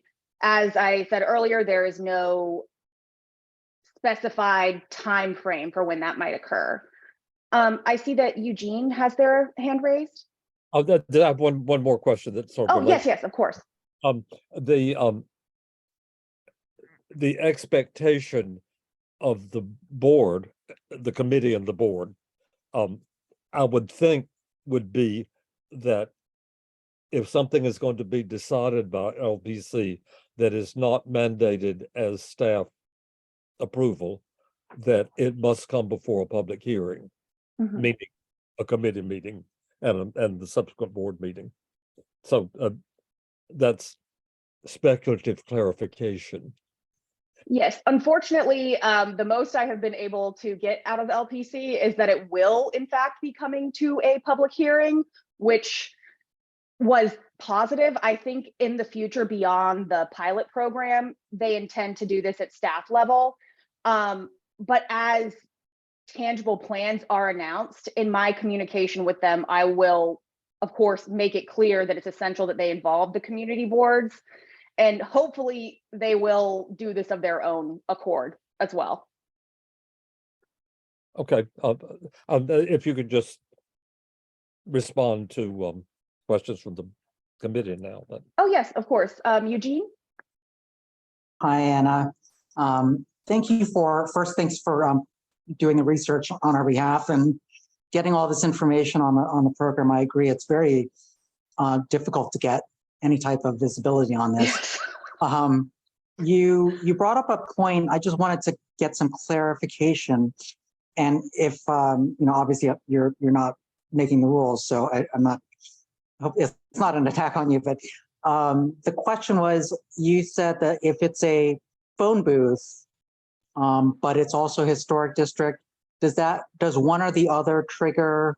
I mean, does the phone booth automatically mean it doesn't trigger a public hearing, or if any site is it within a historic district, would that automatically trigger ostensibly public review? Any site within a historic district triggers the need for approval from the LPC for citing. I think that as this program advances, it will not always be a public hearing, at least in the communication they shared with me. They were very clear to note that they said the first few batches of these would be heard at a public hearing, but that kind of implied that there would be a staff level process for determining citing. Actually, I was speaking with Zach Weinstein about this prior to this meeting, and they pointed out that some of the language does talk about how LPC will have jurisdiction over citing parallel to landmarks. Landmarks themselves hasn't said that, but I did see that in some of the PDFs that they presented. As for the phone booths, no matter what, if it's in a historic district, it needs to be approved by the LPC. Okay. If it's outside of a historic district and the site of a former phone booth, they can just put it in and it doesn't matter. Okay. I don't know how this is possible. Came up with these criteria, yeah. There must be some telecom law that I am not aware of. But unfortunately, that is what is stated on every piece of information that they have shared in public presentations. Okay, because there is one site that I walked by earlier today. It is a site of a former phone booth. A neighbor alerted me to it. I think she actually just put something in the chat as well. But it's within the historic district on Broadway in Soho. And it also happens to be the site of a former phone booth. But obviously there was no public hearing or notification or any trigger. A lot of the initial pilot program sites were installed without any type of public comment. I couldn't find the exact citation of where I found this, or if just a community member who was familiar with the process relayed this information to me, so I didn't include it specifically in the explanation. But the public comment period was really expanded to actually give people time to comment once after the initial installations and people were so upset. But again, it is purely advisory. So it's kind of like, it's essentially, smoke and mirrors of having input in this situation, unfortunately. Just to be clear for the members of the public who are here, when we speak about a public hearing, that means this body's meetings, such as the one tonight, and I would imagine that eventually there will be a meeting dedicated specifically to this, in which the public is invited to comment, hence public hearing. We form a resolution. It goes to the board for approval or modification, and is then sent to the commission. Much the same as with any application, such as we've heard tonight. Okay. Okay, excellent. I think Brendan raised their hand next. Hi, Anna, thank you. I'm not sure what information is out there. What I have is something that Valerie sent, thanks Valerie, called LinkNYC. It's a PowerPoint deck. And Is there more that they've published and sent out to the public besides this one? Unfortunately, not that much. I have, we've had a lot of community members get in touch with Village Preservation wanting more information on this. There are a few older PowerPoints that provide a little bit more information and context to the decisions that are clarified. And I believe the most recent PowerPoint available is the one that they presented to the Public Design Commission in September of 2022. I'm happy to send over to the committee following this meeting sort of the fact sheet that I have put together. Even still, it is unfortunately very sparse information. And as of the landmarks approval process, I have only been able to obtain that information by contacting landmarks directly and following up many times. So I genuinely believe that landmarks has been kept in the dark on this as much as we have. But I've consulted all of the numerous OTI presentations on the matter. And unfortunately, I've been unable to find a more detailed kind of like legal document talking about the specific processes. Right. One of the problems with at least the one I'm looking at, this is August 22, is they have an elevation of 384 centimeters. It's like 12 and a half feet. And, you know, I'm just looking at some of their images and it looks like it's maybe 30 feet tall. So yes, false advertising in this presentation that I'm looking at. And what we actually need to see are elevations, you know, and these are, you can easily distort an image. I think it's great that they put all the landmarks, that they really did not put the images in landmarks districts that look like landmarks districts necessarily. I believe that there is a tower already in Soho. I have not seen it yet in person. I'm not quite sure of the location of it. There are a few of the pilot towers that have already been installed. And the news reporting on the towers from various sources, including the city and New York Times, state the height as being between 2 and 3 stories. So that is something to, of course, consider with this. And something that I think should require, you know, public input. And Village Preservation believes that as well. Anna, did you say that when you spoke about positioning, essentially, in landmark districts, that design was presumably up for discussion as well? As a condition of the Public Design Commission approval of this design, the vendor and OTI are required to research more historically appropriate designs and also other precedents from other cities who have done something similar. And they're required to at least come up with options that they believe would be more sensitive to historic districts and residential districts. When I spoke to LPC about this, it seemed like they didn't know what I was talking about, and they were not able to provide a timeline in which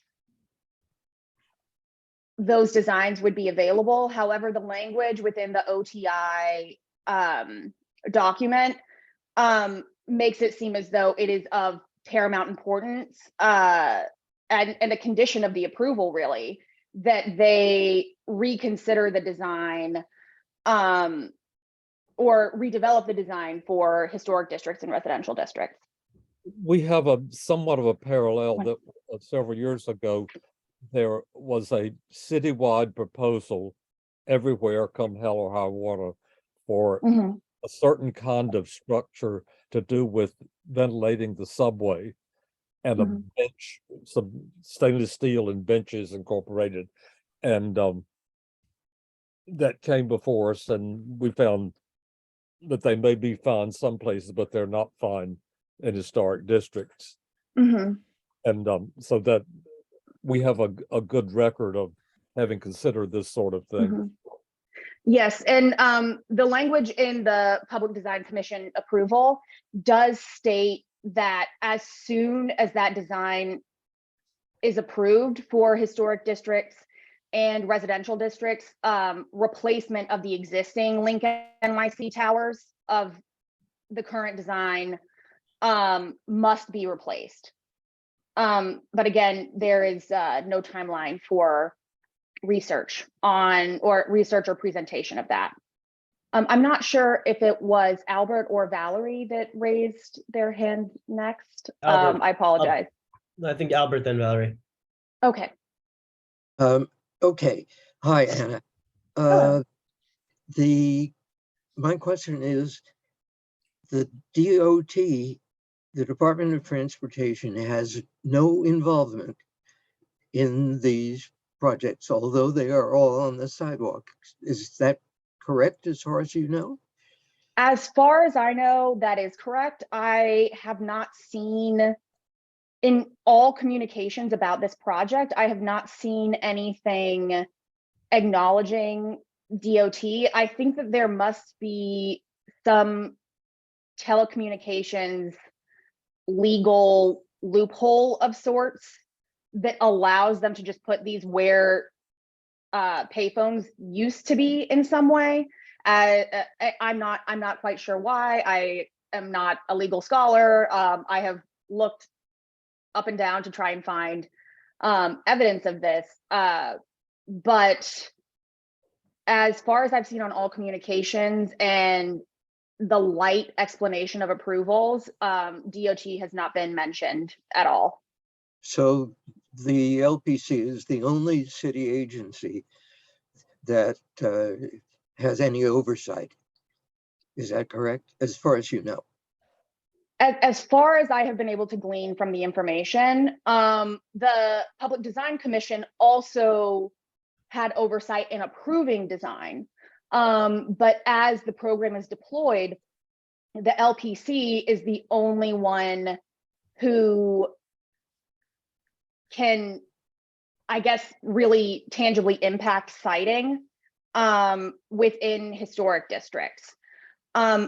I know that the new towers, basically meaning towers that go in a place where there wasn't previously a payphone outside of historic districts, they do get a public comment period, but the process that's been shared is not,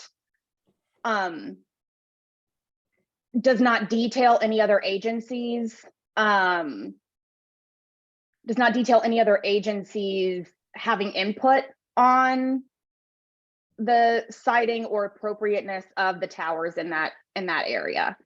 Again, I hope that there is greater communication between the city agencies than is described in these materials, but I have not found anything concretely written to confirm that. Well, okay. The mayor's office, however, is very much involved and very much in favor, right? Okay. Thank you, Anna. Yes, you're welcome. Valerie? Thanks, Anna, for all your information. I just wanted to let everyone know that I dropped a link to that presentation that that I had sent through that was from presented by OTI to PDC. So I sent that to everyone, so anyone from the public to be able to access it. It's Anna, and I know Chanel touched on this, so I don't want to belabor the issue too much, but I mean, realistically, seeing what like the LinkNYC kiosks that we currently have in historic districts look like, I mean, how realistic do you think it is that anything we say in terms of the design will actually be taken into consideration. Should we really, should we focus, 10% on that, knowing that our most impact is going to be the siting in historic districts and around historic? I just would love your perspective on that. I would recommend that the committee focus almost exclusively on siting at this point, and add in any resolutions passed on this that it is essential that we see a specific time frame for when the alternative design is going to be presented from the vendor and OTI, because that was a condition of the existing design's approval. So even I know that it's frustrating to hear that, but as far as I know, I mean, even LPC is like, we have no say in the design, but PDC did in their resolution require that they at the very least present options for residential and historic districts. So my focus would be primarily on siting, while also requiring that they actually release a time frame of when this alternative design would be available as required in the current design's approval. Great, thank you. Yeah, you're welcome. Yes, Brendan. Hi, I'm just looking right now at an LPC lamppost designation report from 97. Are you guys familiar with that? It would be great to just, if we could send this over to them, because there are some cast iron lampposts that they could use as design inspiration. But you're saying that Landmarks they just get to react. Here's three options. I'll take A. Essentially what they have the option to do is, once the alternative designs are presented, they do have the ability to give feedback. But with this initial design, they are still supposed to be placed, just kind of with the sort of floating promise that a more historically sensitive design will be created. Prior to this meeting, I spoke briefly with Chenault, and something that I personally have been questioning about this whole process is, why weren't these towers incorporated into existing stoplights or other existing street lights, because they're roughly around a similar height. It seems like there are, I mean, I'm not a 5G expert by any means, but it does seem like that there are a variety of design solutions that could be considered that were not.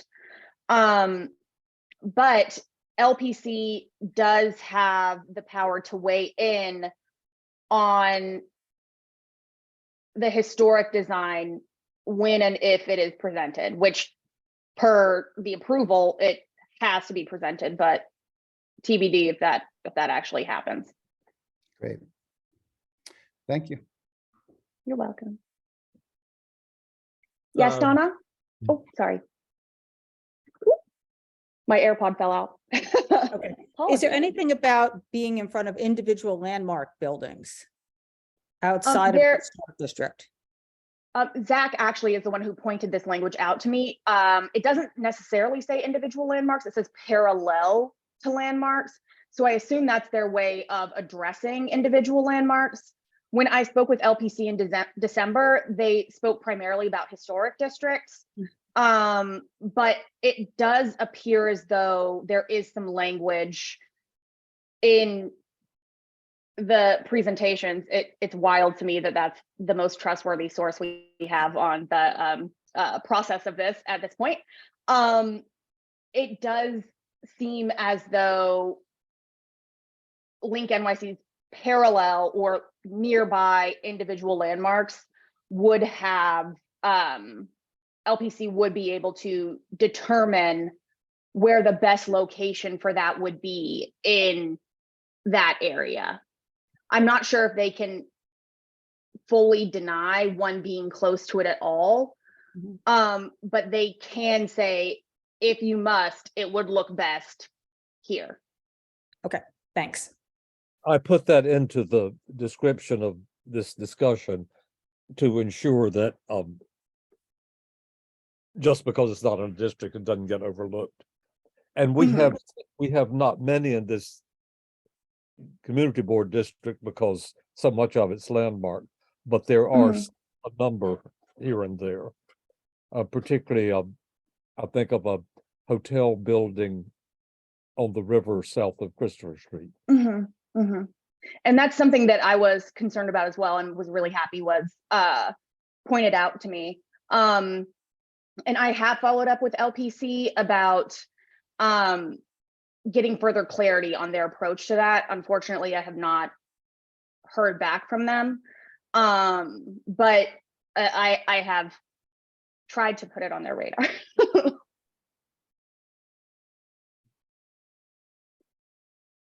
Are there others from the committee? From the board? Not from the committee or the board, but the public. Okay, and it's just to again be sure that everyone on the committee or the board who wishes to speak is spoken. So, okay, if public is getting ready to present. For you to call the yeah, I'll go with the just because they need to be upgraded. Do you mind reminding the public about the two minute any public comments are limited to 2 minutes, and please be sure to ensure that your comments and questions are on the landmark aspect of this project. As I said at the beginning, we have other committees who are dealing with other aspects of it, and that's not something we do here. But if you have other concerns, address yourself to the office, and they will put you to the proper place.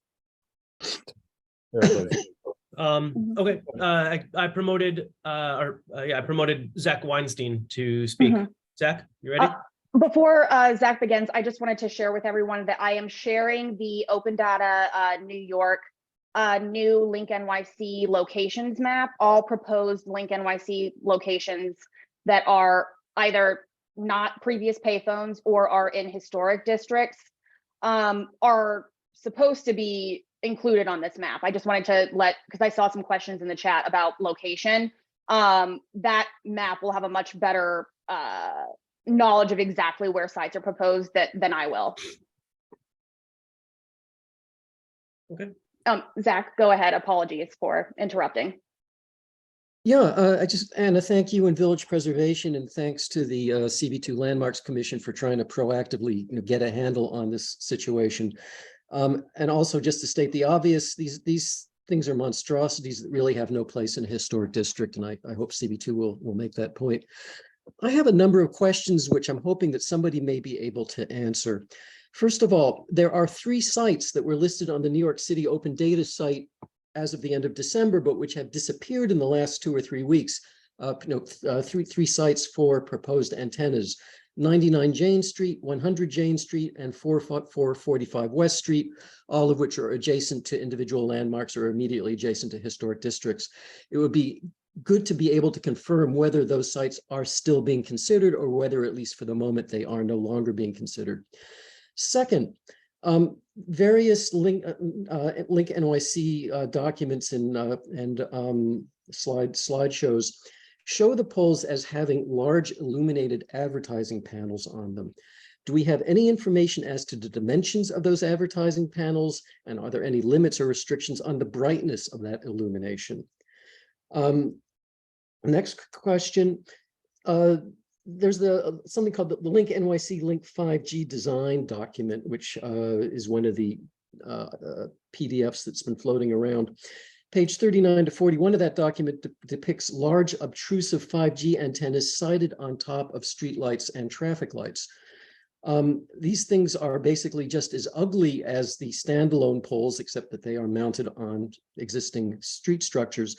My question is, do we have any idea whether landmarks, the LPC, will have any jurisdiction over the design of these lamppost structures and over the siding of these lamppost structures, because they're just as visually obtrusive, or almost as visually obtrusive as the standalone poles, and it's something that would be good to know. Thank you for your time, and thank you for all the work you're doing on this. Good timing. Yes, excellent. Valerie, did you have a response to Zach? Yeah, I was going to say, Zach, if you look at the PDF that I put in the chat on slide 14, it says that there will be no ad screens on the towers in historic districts. And also those are, those are also limited to only commercial districts, the ad screens. However, the dimensions of the screens on the LinkNYC towers are the same as the LinkNYC, the existing LinkNYC kiosks. Thank you. I knew that they were, the advertisements weren't allowed in residential districts, but even in commercial or manufactured zone landmark districts, they will not be permitted. I cannot speak to that definitively. It just says on there, the advertising is limited to commercial districts. Valerie might have seen this in the PDF. It's been a couple hours since I last looked at it. So I'm not sure if landmarked commercial districts are exempt from this, but since Valerie has it in front of her, she might be able to answer that better than I can. Yeah, I'm just pulling it up. It's on slide 14. It just says only link 5G without ad screens may be installed in residential zoning and historic districts. That's the language. Okay, excellent, perfect. Thanks. Thank you so much. And also in regard to the potential locations disappearing from the map, I have no knowledge as to why that might have happened. They either could have already gotten approval, so they're no longer proposed, or they could have just changed their minds. Again, this whole process, the decision-making behind it has been extremely opaque. And hopefully we will get a little bit more answers on that soon. When it comes to design in the historic districts, with this first pilot round, the LPC only has jurisdiction over siting, even the ones that seem to be incorporated with like the lampposts and streetlights, and not streetlights, but stoplights, that sort of thing. But once the, I guess, historically appropriate design is proposed, I believe that is the only time when LPC can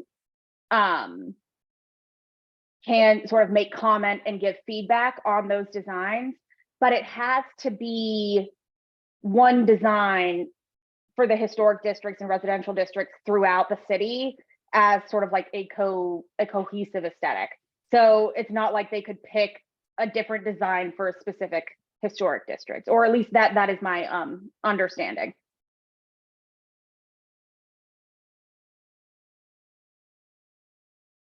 And that's all I got, unfortunately. Okay, we're ready for more people from the public. Weinstein, so Linda Yowell. Yes, hi, thank you, Anna, and thank you, committee, for being proactive on this. I have a question. Since some of these sites are already showing on the maps, what forum do we have to comment on these? The two located on Greenwich Street are on, Greenwich Street has very, very narrow sidewalks. They're only a couple of feet deep. It's not a narrow street in itself. And when you locate such an out of scale tower, is going to need a large footing as well, which will risk damaging the buildings alongside. And I'm also wondering, where do we have a forum to discuss ADA accessibility on our sidewalks, which are also already too narrow? There's no way that you could put something this large on almost any sidewalk in the village other than the very largest avenues like 6th Avenue or Hudson Street. And that's not where they're proposed in the district. So the siting makes no sense at all. And I'm just wondering, when will we have a chance to actually have input on these. It just is very disturbing. I completely agree. Unfortunately, the exact timing of when we'll be able to have input is unclear. I assume that one of the first times we'll be able to have very direct public input is when the siting of these towers comes to LPC public hearing, since this is part of the first pilot program. According to the presented PDFs, OTI is supposed to coordinate a public comment process on all of the proposed sites in the city with the borough president and the respective community boards. And they are supposed to essentially facilitate these comment periods. Again, all of this information is extremely sparse, and it appears as though they have not been doing the appropriate outreach to the folks that they claim are in charge of essentially the community engagement portion of this project, which is why, again, thank you, Chenault, and thank you, Landmarks and Public Aesthetics Committee, for being proactive about this, because the game for OTI seems to be, oh, we're going to install these in a couple of weeks, we're going to come present to you, and then there's not necessarily enough time for the appropriate public comment. I also agree with you that locating them on rooftops or on existing street lamps would be so much better. They would be less visible than they would be putting them on the sidewalks of our narrow, beautiful, picturesque village protected streets. So exactly. And so we're still getting more information about this. As far as I know, and when I spoke to Chenault prior to this meeting, we hadn't heard anything about OTI getting in touch specifically with Community Board 2 to schedule a public hearing or meeting where they present how this might impact the neighborhood. But that is what they are supposed to do and what they claimed they were going to do as part of their presentations to get approval to do this project. It's also contrary to DOT's own rules. I mean, I know and they're not a city agency, it's a private franchise.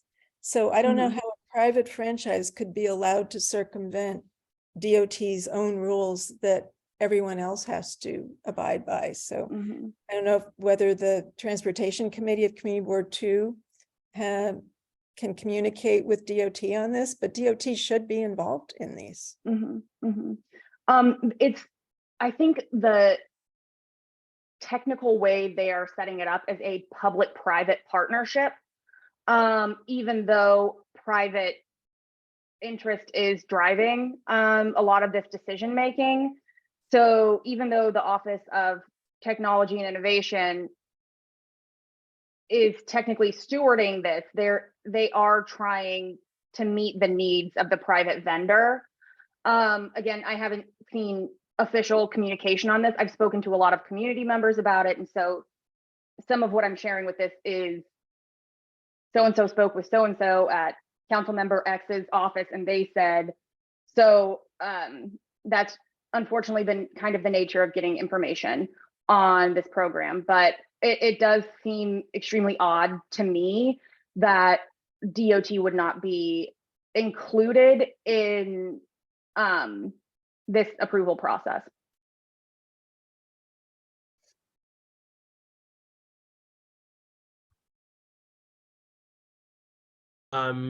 Let's talk to Nancy Pasley.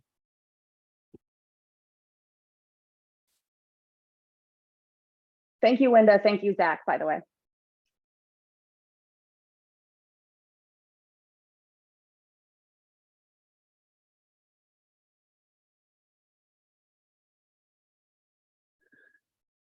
Okay, Cynthia Penny. Can you hear me? Hello? Yeah. Yes. Thank you.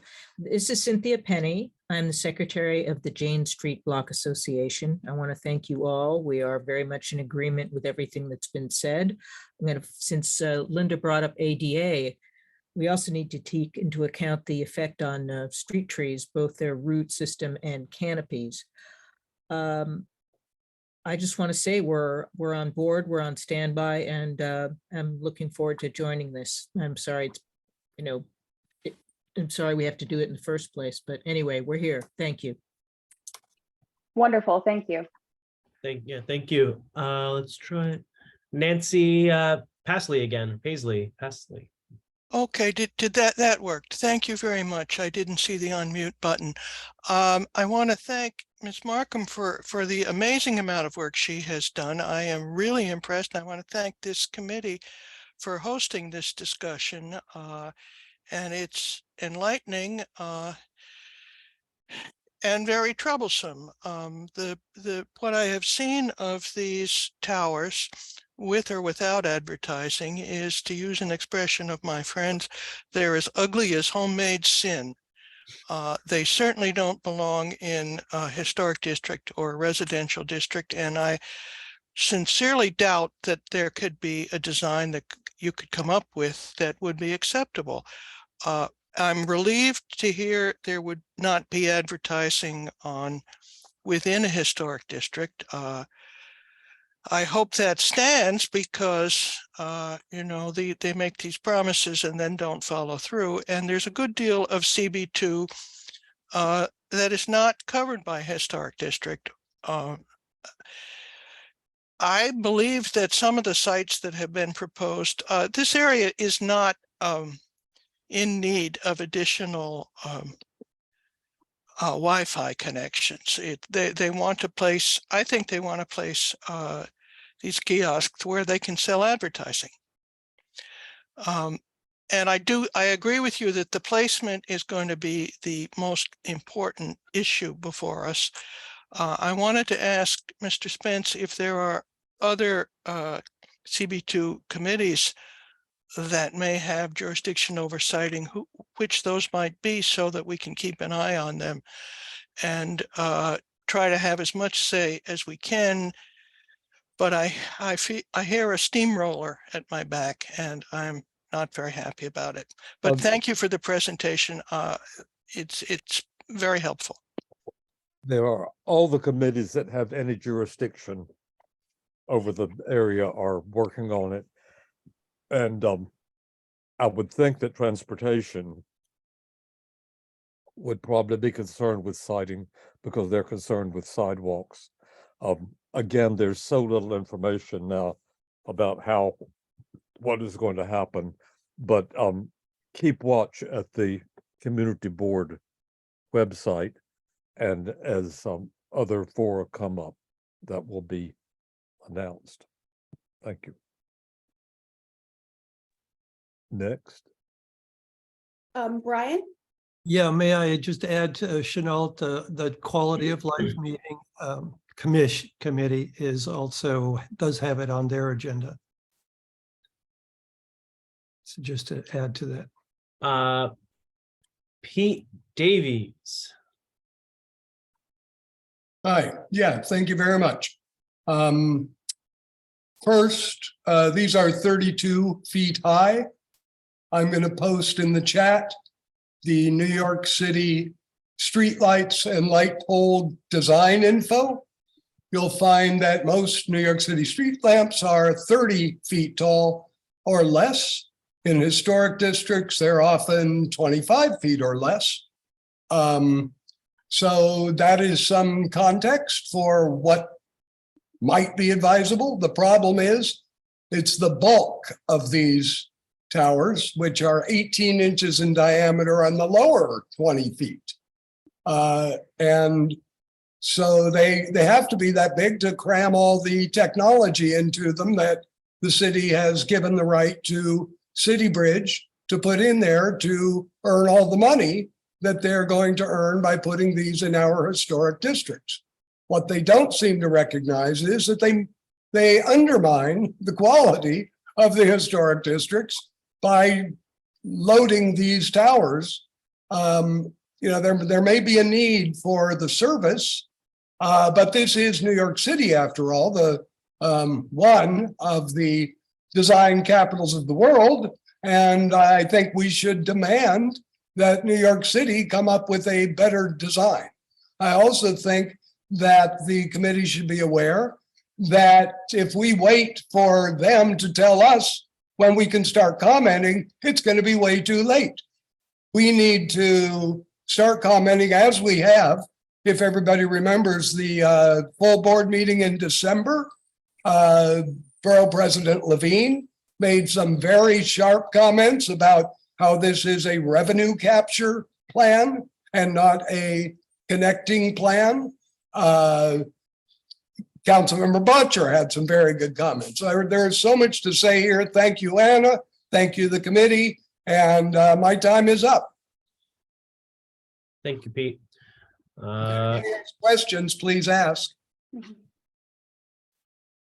Ready? Michael Dansky. Hello, thank you, everyone.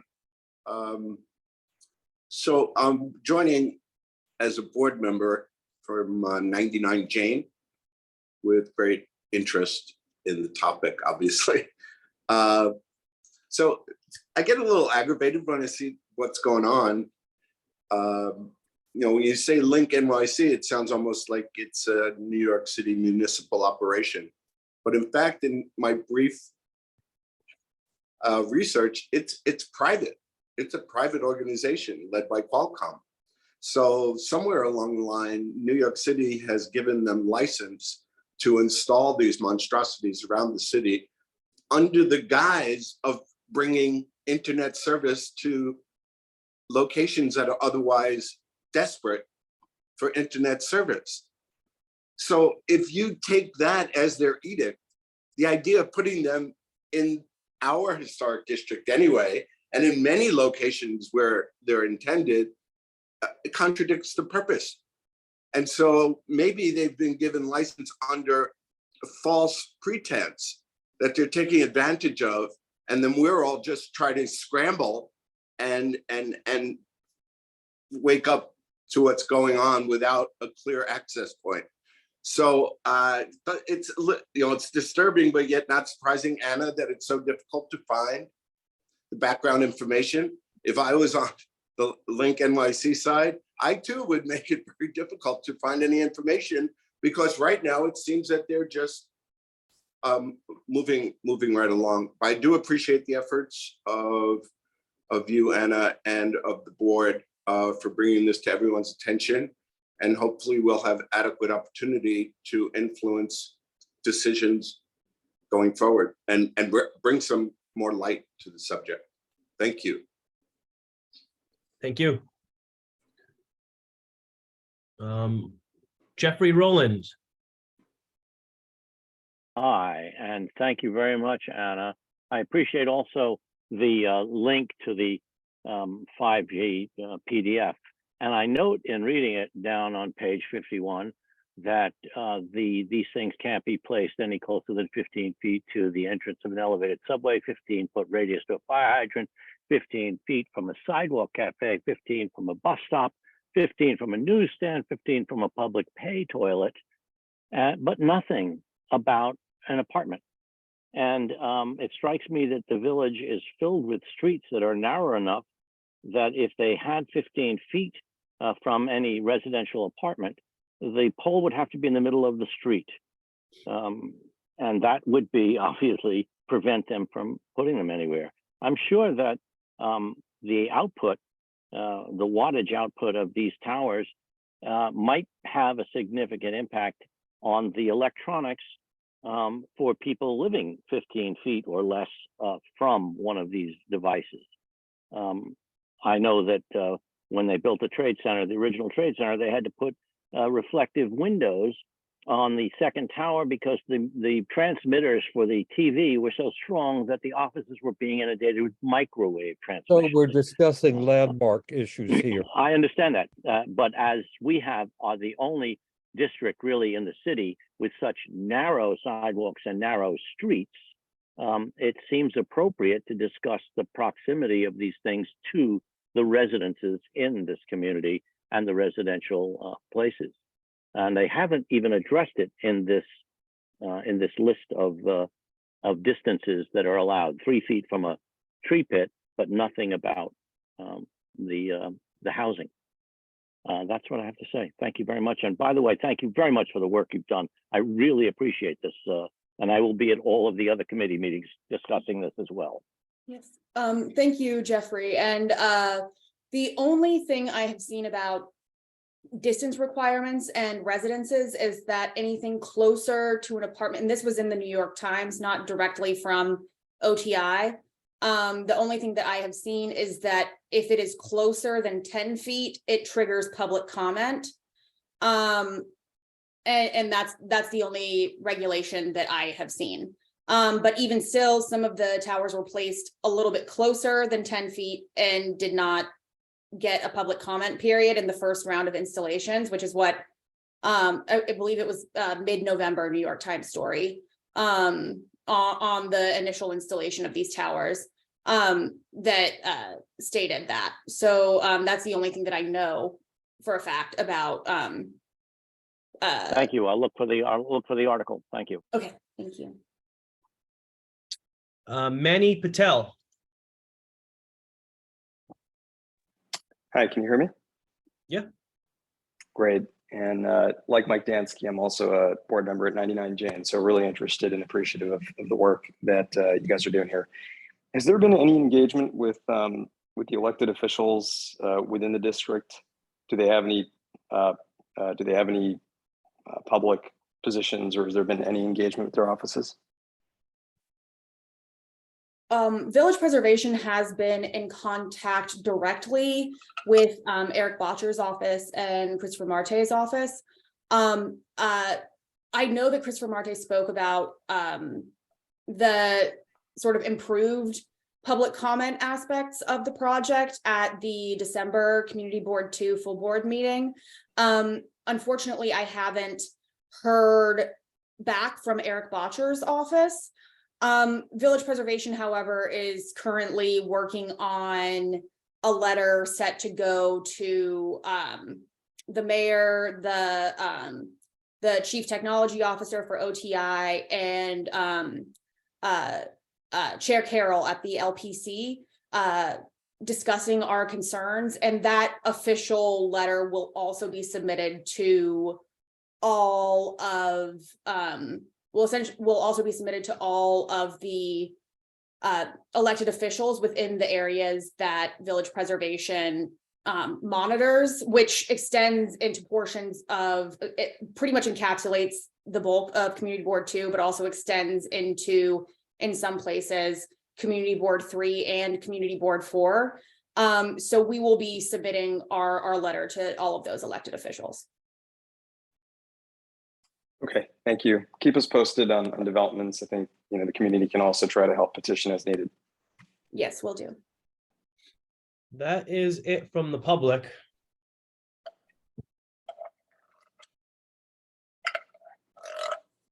Okay, thank you all very much. Pete has his hand raised again. Okay, Pete, briefly, please. Maybe it's still up. Hold on. Let me just. No, he's on. We can talk. Pete, you gotta unmute.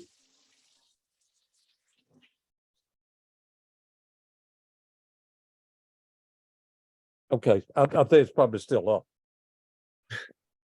Okay, we'll conclude the public session now, and the business session will be to formulate the resolutions. Anyone is welcome to stay. Only members of the committee and invited people by the committee may speak at the business session.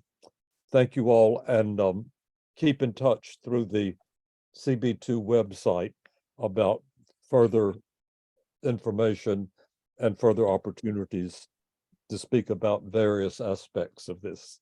It's Yes. complicated. So thank you. Yeah, thank you everybody for participating tonight. It really means a lot. Okay, my screen is stuck with Carter's picture. Is that? I can, what do you want to go over first? Oh,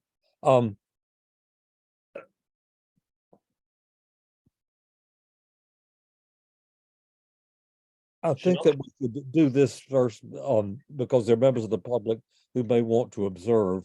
Okay. And so we'll consider what we're going to say about this and whether we're going to say it now or later. Are there any members of the board who would wish to speak at the beginning of this session about anything on the business session?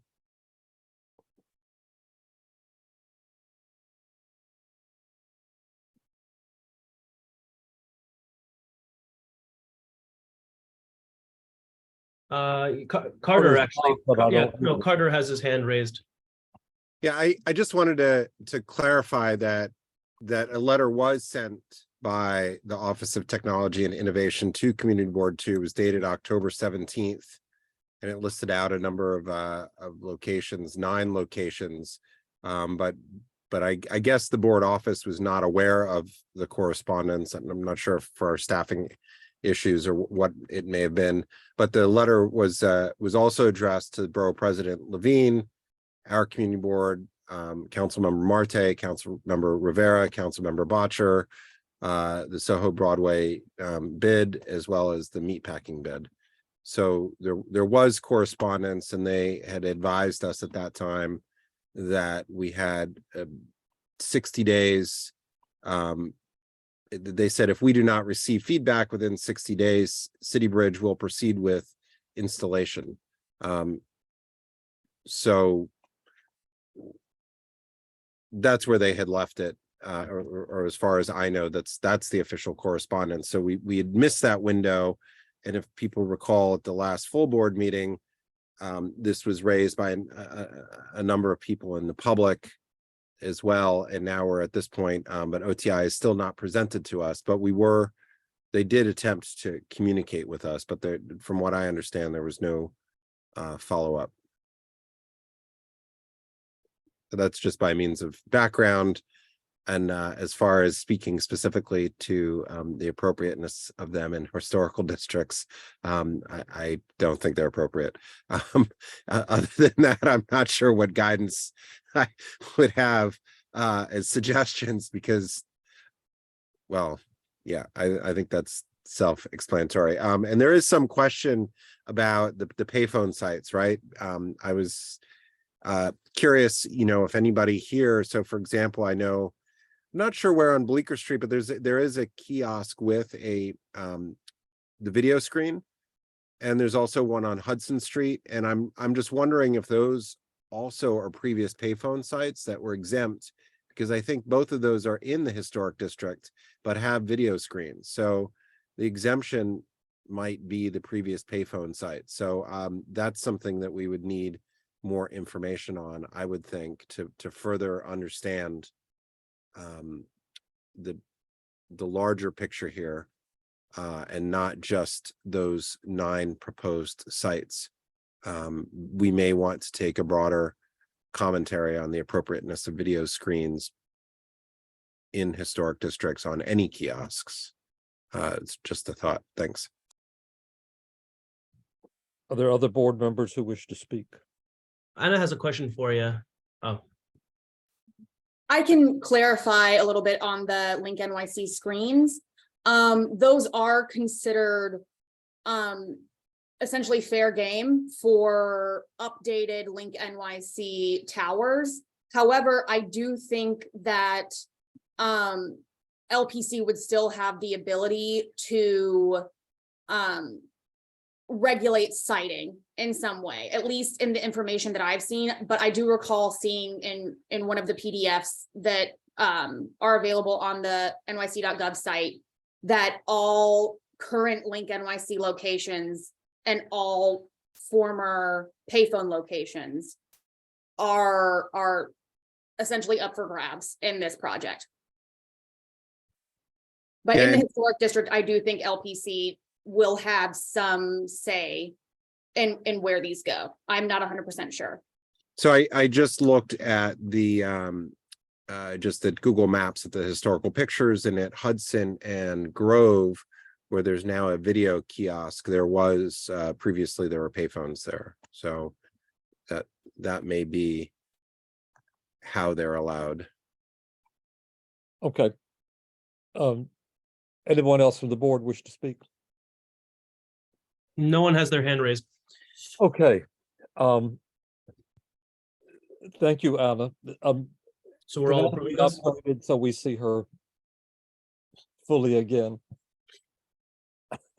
contemporaneously. I made a number of notes from what was said. To summarize, if I am doing it fairly, there's a lot we don't know, and further, we don't know where to find out the things we don't know particularly, and nobody will tell us where to find them out or what they are. That said, I would propose that we have just a brief summary of what Anna said, and I'll write up something and ask her to have a look at it to be sure that all the high points have been included. As far as the tail of the discussion, there was very little illumination beyond what was presented, and I don't know what we might say that there were the comments from the public and also from the committee, but we didn't learn much new to spread around. Are there particular things that anyone would like to have included in the report?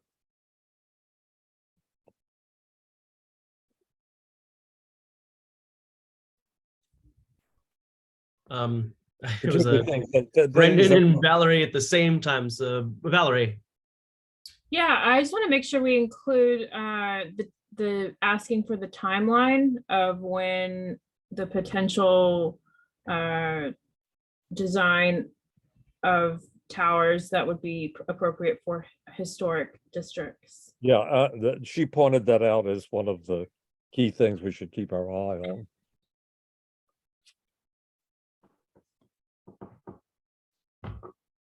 Okay, other people have things to highlight. Yeah, Brendan. No. Thanks. We have a link and we see one of the short ones on West Broadway and Spring. I believe it has video. But if there's nothing we can do about the old payphone sites, we have, I remember one on Broadway, Broome and Broadway Mercer. So if they can just go ahead and put something there, and they can put advertising, I guess my suggestion would be, let's have educational advertising. We have the national parks collaborate with us. I think they'd be happy to do that.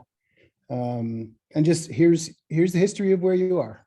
So that would be one thing. If we have nothing we can do about it, that's a thought. It might be premature to mention that at this point in time, though. Are there others?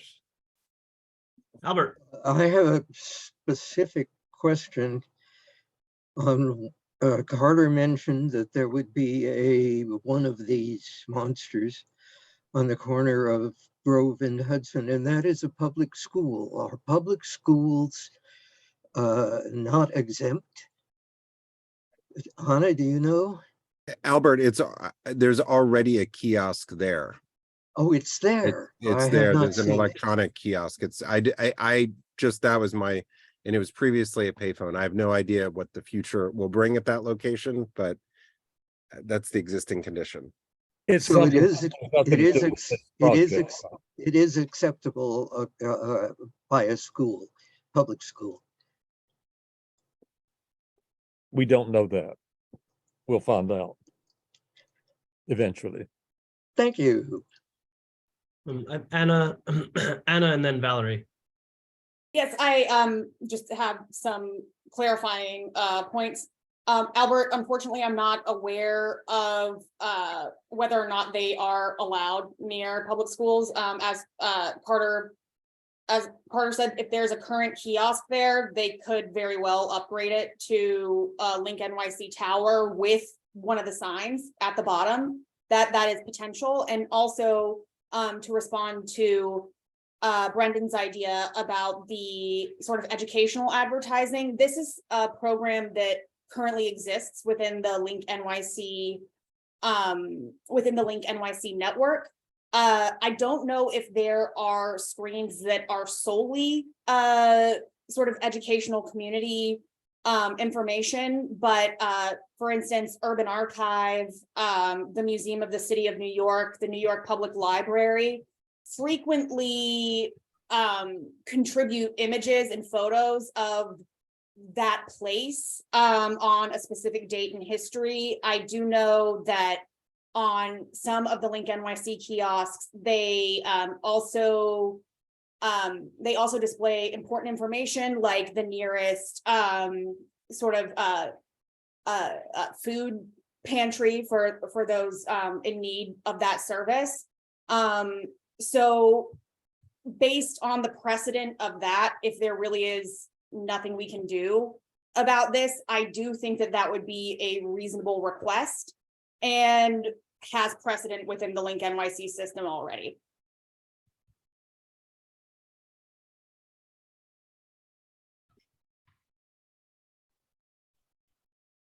Are there others who wish to speak?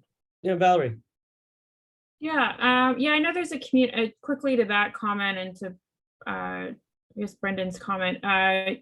You can there are ways for community postings to go on there for free. Like we could submit our community board meetings to be notified on the LinkNYC kiosks. But my question is, I wasn't on the board at the time or comment. What role did this committee have on the LinkNYC screens that are currently, in historic districts? Was it a similar type of rollout like this? Is there any lessons learned, or just kind of curious? I wasn't on the board then. I can't remember. Okay. About this. It's even coming before us.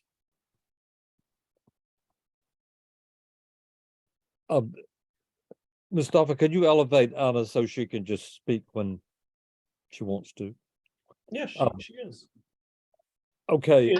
I'm here. I just, as I'm not a board member, I didn't want to break protocol or anything like that. But no, when you're helpful. Trying to be conscientious of You're that. invited to this meeting. That's what this session. Okay. So that's it.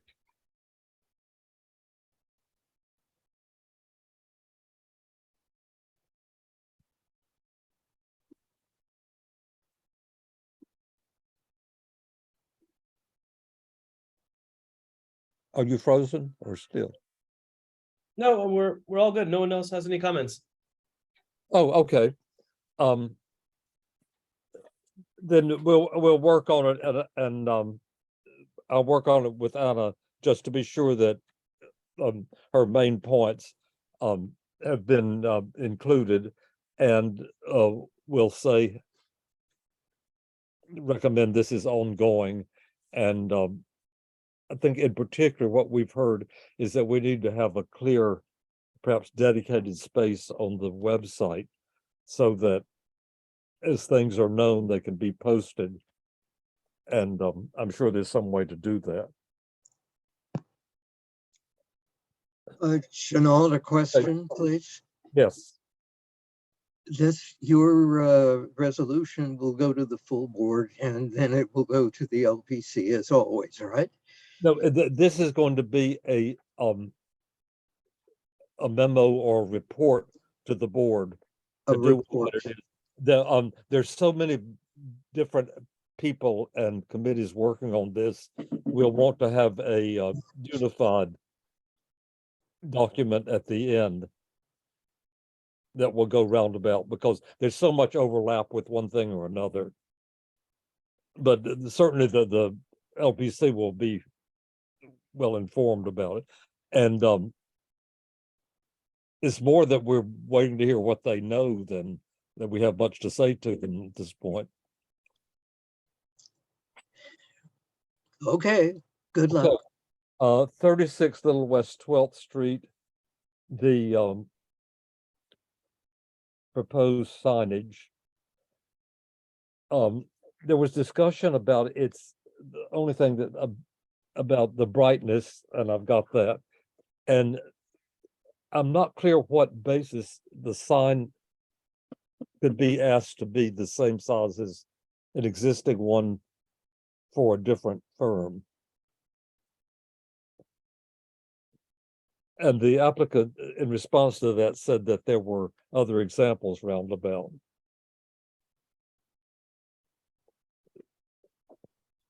So is our, if that's the case, then is our concern really limited to the, excuse me, the brightness of the ice cream sign? Well, I brought up the that it would be advantageous to have them the same. Shall we? It's the only signage. Make it a suggestion. I don't think that it's mandated because clearly others have been. I don't know when and where, but always we've considered them separately. Each one has been provided that it conforms to the regulations for size, and this one certainly seems to. It because there is a canopy there, it seemed okay. My suggestion seemed appropriate. We can suggest that it be the same size as the existing one. It's really hard to tell, it's so far away. Anything else on this one? Broadway. Brian's hand is up. Chenault. Brian. Yes, thank you. Thank you, Albert. So the as far as the brightness of the sign, the 6700K, that's not going to be the brightness, that's the temperature of the light. So we don't really know just how many watts are in the sign. But this is only half of it because it depends on the denseness of the lettering. So it seems to be the only reasonable thing to say about this, the thing is that it be kept at a reasonable level, similar to others in the neighborhood. They said they would be willing to put on a dimmer, which I think we should call for. Yeah, he spoke about that. I have that in the part about the brightness. Okay, good. Broadway. Number 2. The storefront, the only meaningful thing about it that I have, 2 things. The louvers having a grate, and the applicant agreed. And the question that Anita brought about the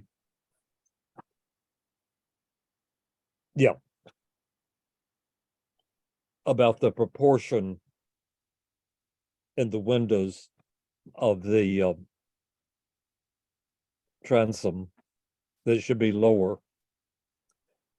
Should definitely and should it not also be a bit more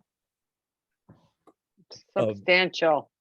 A bolder. I agree with that.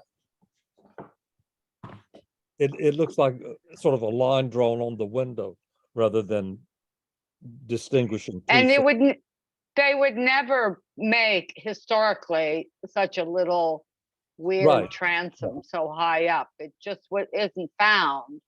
And it also aligns things too much. It shouldn't be aligned with the I got with that. You know that. Yeah, you got that. Okay. And the door terrible to be more substantial. Is that what we're saying? There were I think it should be more historic and less industrial. Yeah, I would suggest that they look at other periods. I mean, like this is probably like late 80s, that they should look at similar doors from actually cast iron buildings because they were showing masonry buildings. So they just showed one cast iron building in their presentation. So that would be the suggestion. Well, that I would make. it should look like wood doors, and also I think it's got a very weird height. If the transom was brought down, maybe you could just have tall doors and you wouldn't have these weird things. But the doors are really stand out as if they came from a different, the wrong building. Yeah, They don't belong at all. Yeah. So they need historical reference, in particular, to be less tall. More How like do wood you and less resolve like the like historic? a supermarket. How do you resolve look like a- aluminum and historic? Which is the crux of my question about the wood. Yeah, I mean, I agree with you. yeah, but just look at buildings by, I don't know who, they didn't mention who the architect was, but these guys all made a few down here. But just of the era, there's a bunch up there that, went into this very decorative. So can we say historic reference doors rather than industrial? Yes. Yes. And then that does it. That may end up being wood. Oh, definitely, it should be wood. At least it should pretend to look like wood in dimensions. Even if it was a steel door, if they have I guess we call a bulkhead or a kick plate, to go down to within 6 inches of the sidewalk is not what would be historic. Yeah, I don't think Landmarks is going to let this fly because down here, everything's wood in cast iron buildings. Do we want to say wood instead of trying to make the metal and be wood? Well, you mean for everything? Well, no, it wouldn't just be like a panel just door. the doors. Yeah. Yeah. Well, let's go for that. I mean, everything should be wood, but I don't think we'll win that one. But certainly not that vocabulary. So yeah, wood doors would be great. We can say that we prefer wood Yeah. throughout and insist upon it for the doors. Yeah, I like it. And they started out by showing the historic picture and how proud they were to take the panel out so they get more show space. That seems clear then. Greenwich Street. One question on Broadway and 13th Street. Are you talking about the louvers being lowered on both facades? We spoke about the louvers being masked by some historic grading design rather than exposed aluminum louvers. Yes, and to be lowered, yes. Yes, with lower. the transom. Yeah, like bigger. So it's transom, the proportions. Correct. Anita, what did you say? I said that the louvers are tucked into this tiny little transom, and if that transom comes down lower, the louvers could get bigger, or they figure out something else, but the line would be consistent. No, so that they'd fill a larger space rather than the squeeze space. Yeah, or they have one instead of two. I mean, that's their problem, but that it would be a continuous line. The louver wouldn't jump up. It would stay consistent with the transom. Is that what you meant, Albert? I'm just not certain whether it works on East 13th Street as well as it works on Broadway. Is this who's got the screen? Is that you, Mustafa? Yeah. Can you give me the that was number 13th Street again? That was 13 that had both. There you go, both of them. So because the space between the door and the louvers is considerably smaller on 13th Street. That's all. Well, again, they'll have to figure it out. Personally, I think Okay, the well, stores, we know what the to say. doors should We be know what's wrong with smaller. it, and they'll make the solution. Yeah, I think they have to work on it. I mean, I could tell you, Well, but I won't. Typically, there's a space of some sort, either high or low, that's historically there or exists, maybe covered up, and the louvers are fitted into that. Greenwich Street. I must say I began to glaze over.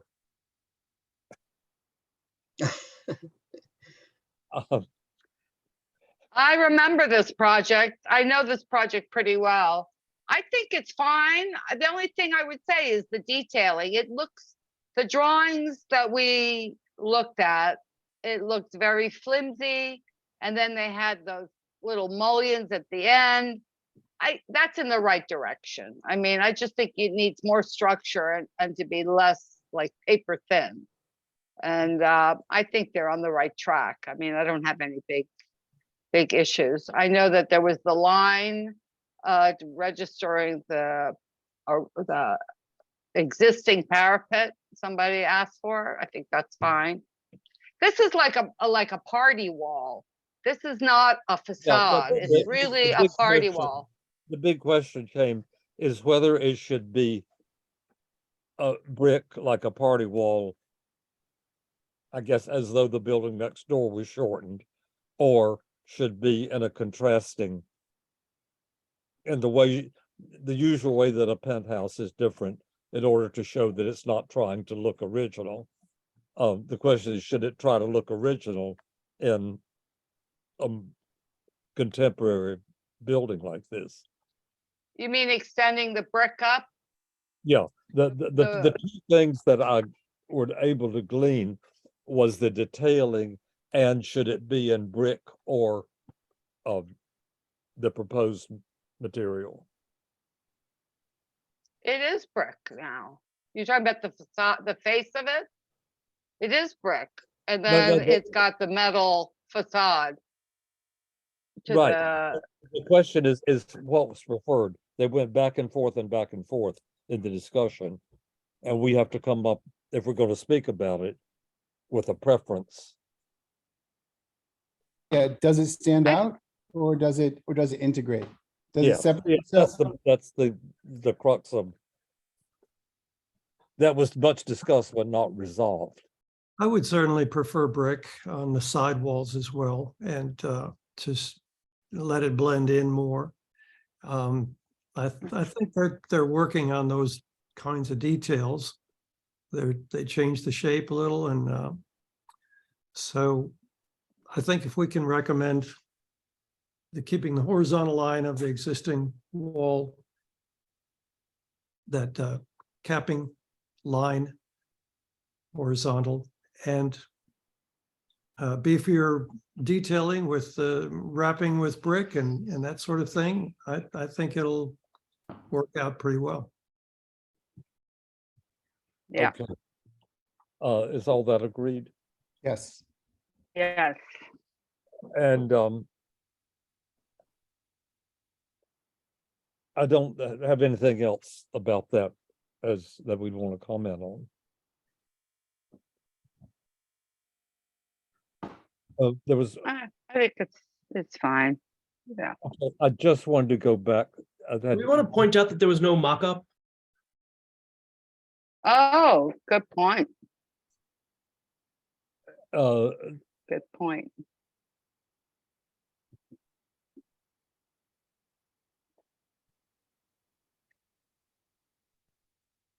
Maybe they had one. Well, it's highly. I think they're probably the reason, though they didn't say so, we didn't come up, is that they're modifying what's been approved, and the mock-up is primarily about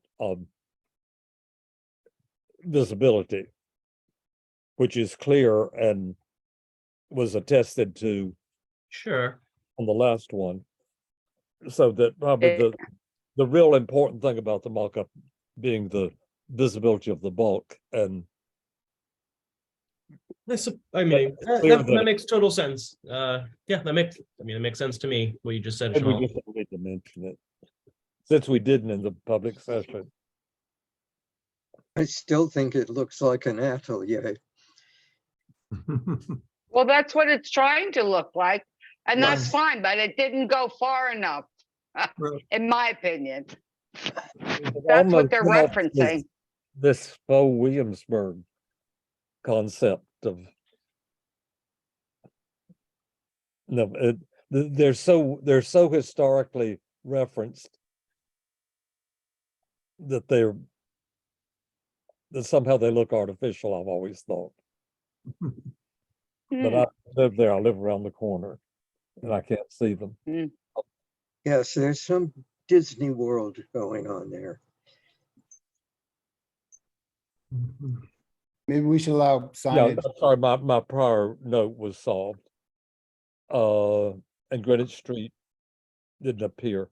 It's that may have been thinking they were coming and didn't. We'll have to check whether they're scolded or not. Anything else? Everybody stay tuned to everything about the powers. And I would think that perhaps there'll be a general meeting about this, or we'll have a dedicated one, which this almost turned into. And we're really relying on getting information from various sources that either don't have it or won't give it to us. Could somebody tell me again where I can find the locations of those nine? Baby. Can someone just send that directly to Albert, so that the link? What are you doing? Chanel, after this meeting, I will send to you a list of, I believe I might have the emails for people on this committee as well. I have a list of the resources that I consulted in sort of coming Where do you up with think, this Bunny? basic understanding of the program, and that includes the open data map. So along with all of that, Albert, I will send that around to everyone, so people can essentially see my cited sources and be able to track it on their own. And we can work out with the office how to have some sort of, it sounded like we need a dedicated page or special section of the website, because so much is going to come along and has come along. Thank you, Anna. Enormously helpful to us tonight. You are so welcome, and I'm glad that this could be helpful. Anna's an ongoing secret resource for this committee. Yes, absolutely. Can I And make we're just not going to share with anybody. Okay. make Thank one you more all. question? We don't know anything about next month yet. I don't think we have any applications yet. So off we go. We're unusually early now just because of the calendar, so that makes a difference in how much is in by the time. Okay, thank you all. Good night. Good night. Thank you. Thanks. Good night, everyone. Thank you. Good night.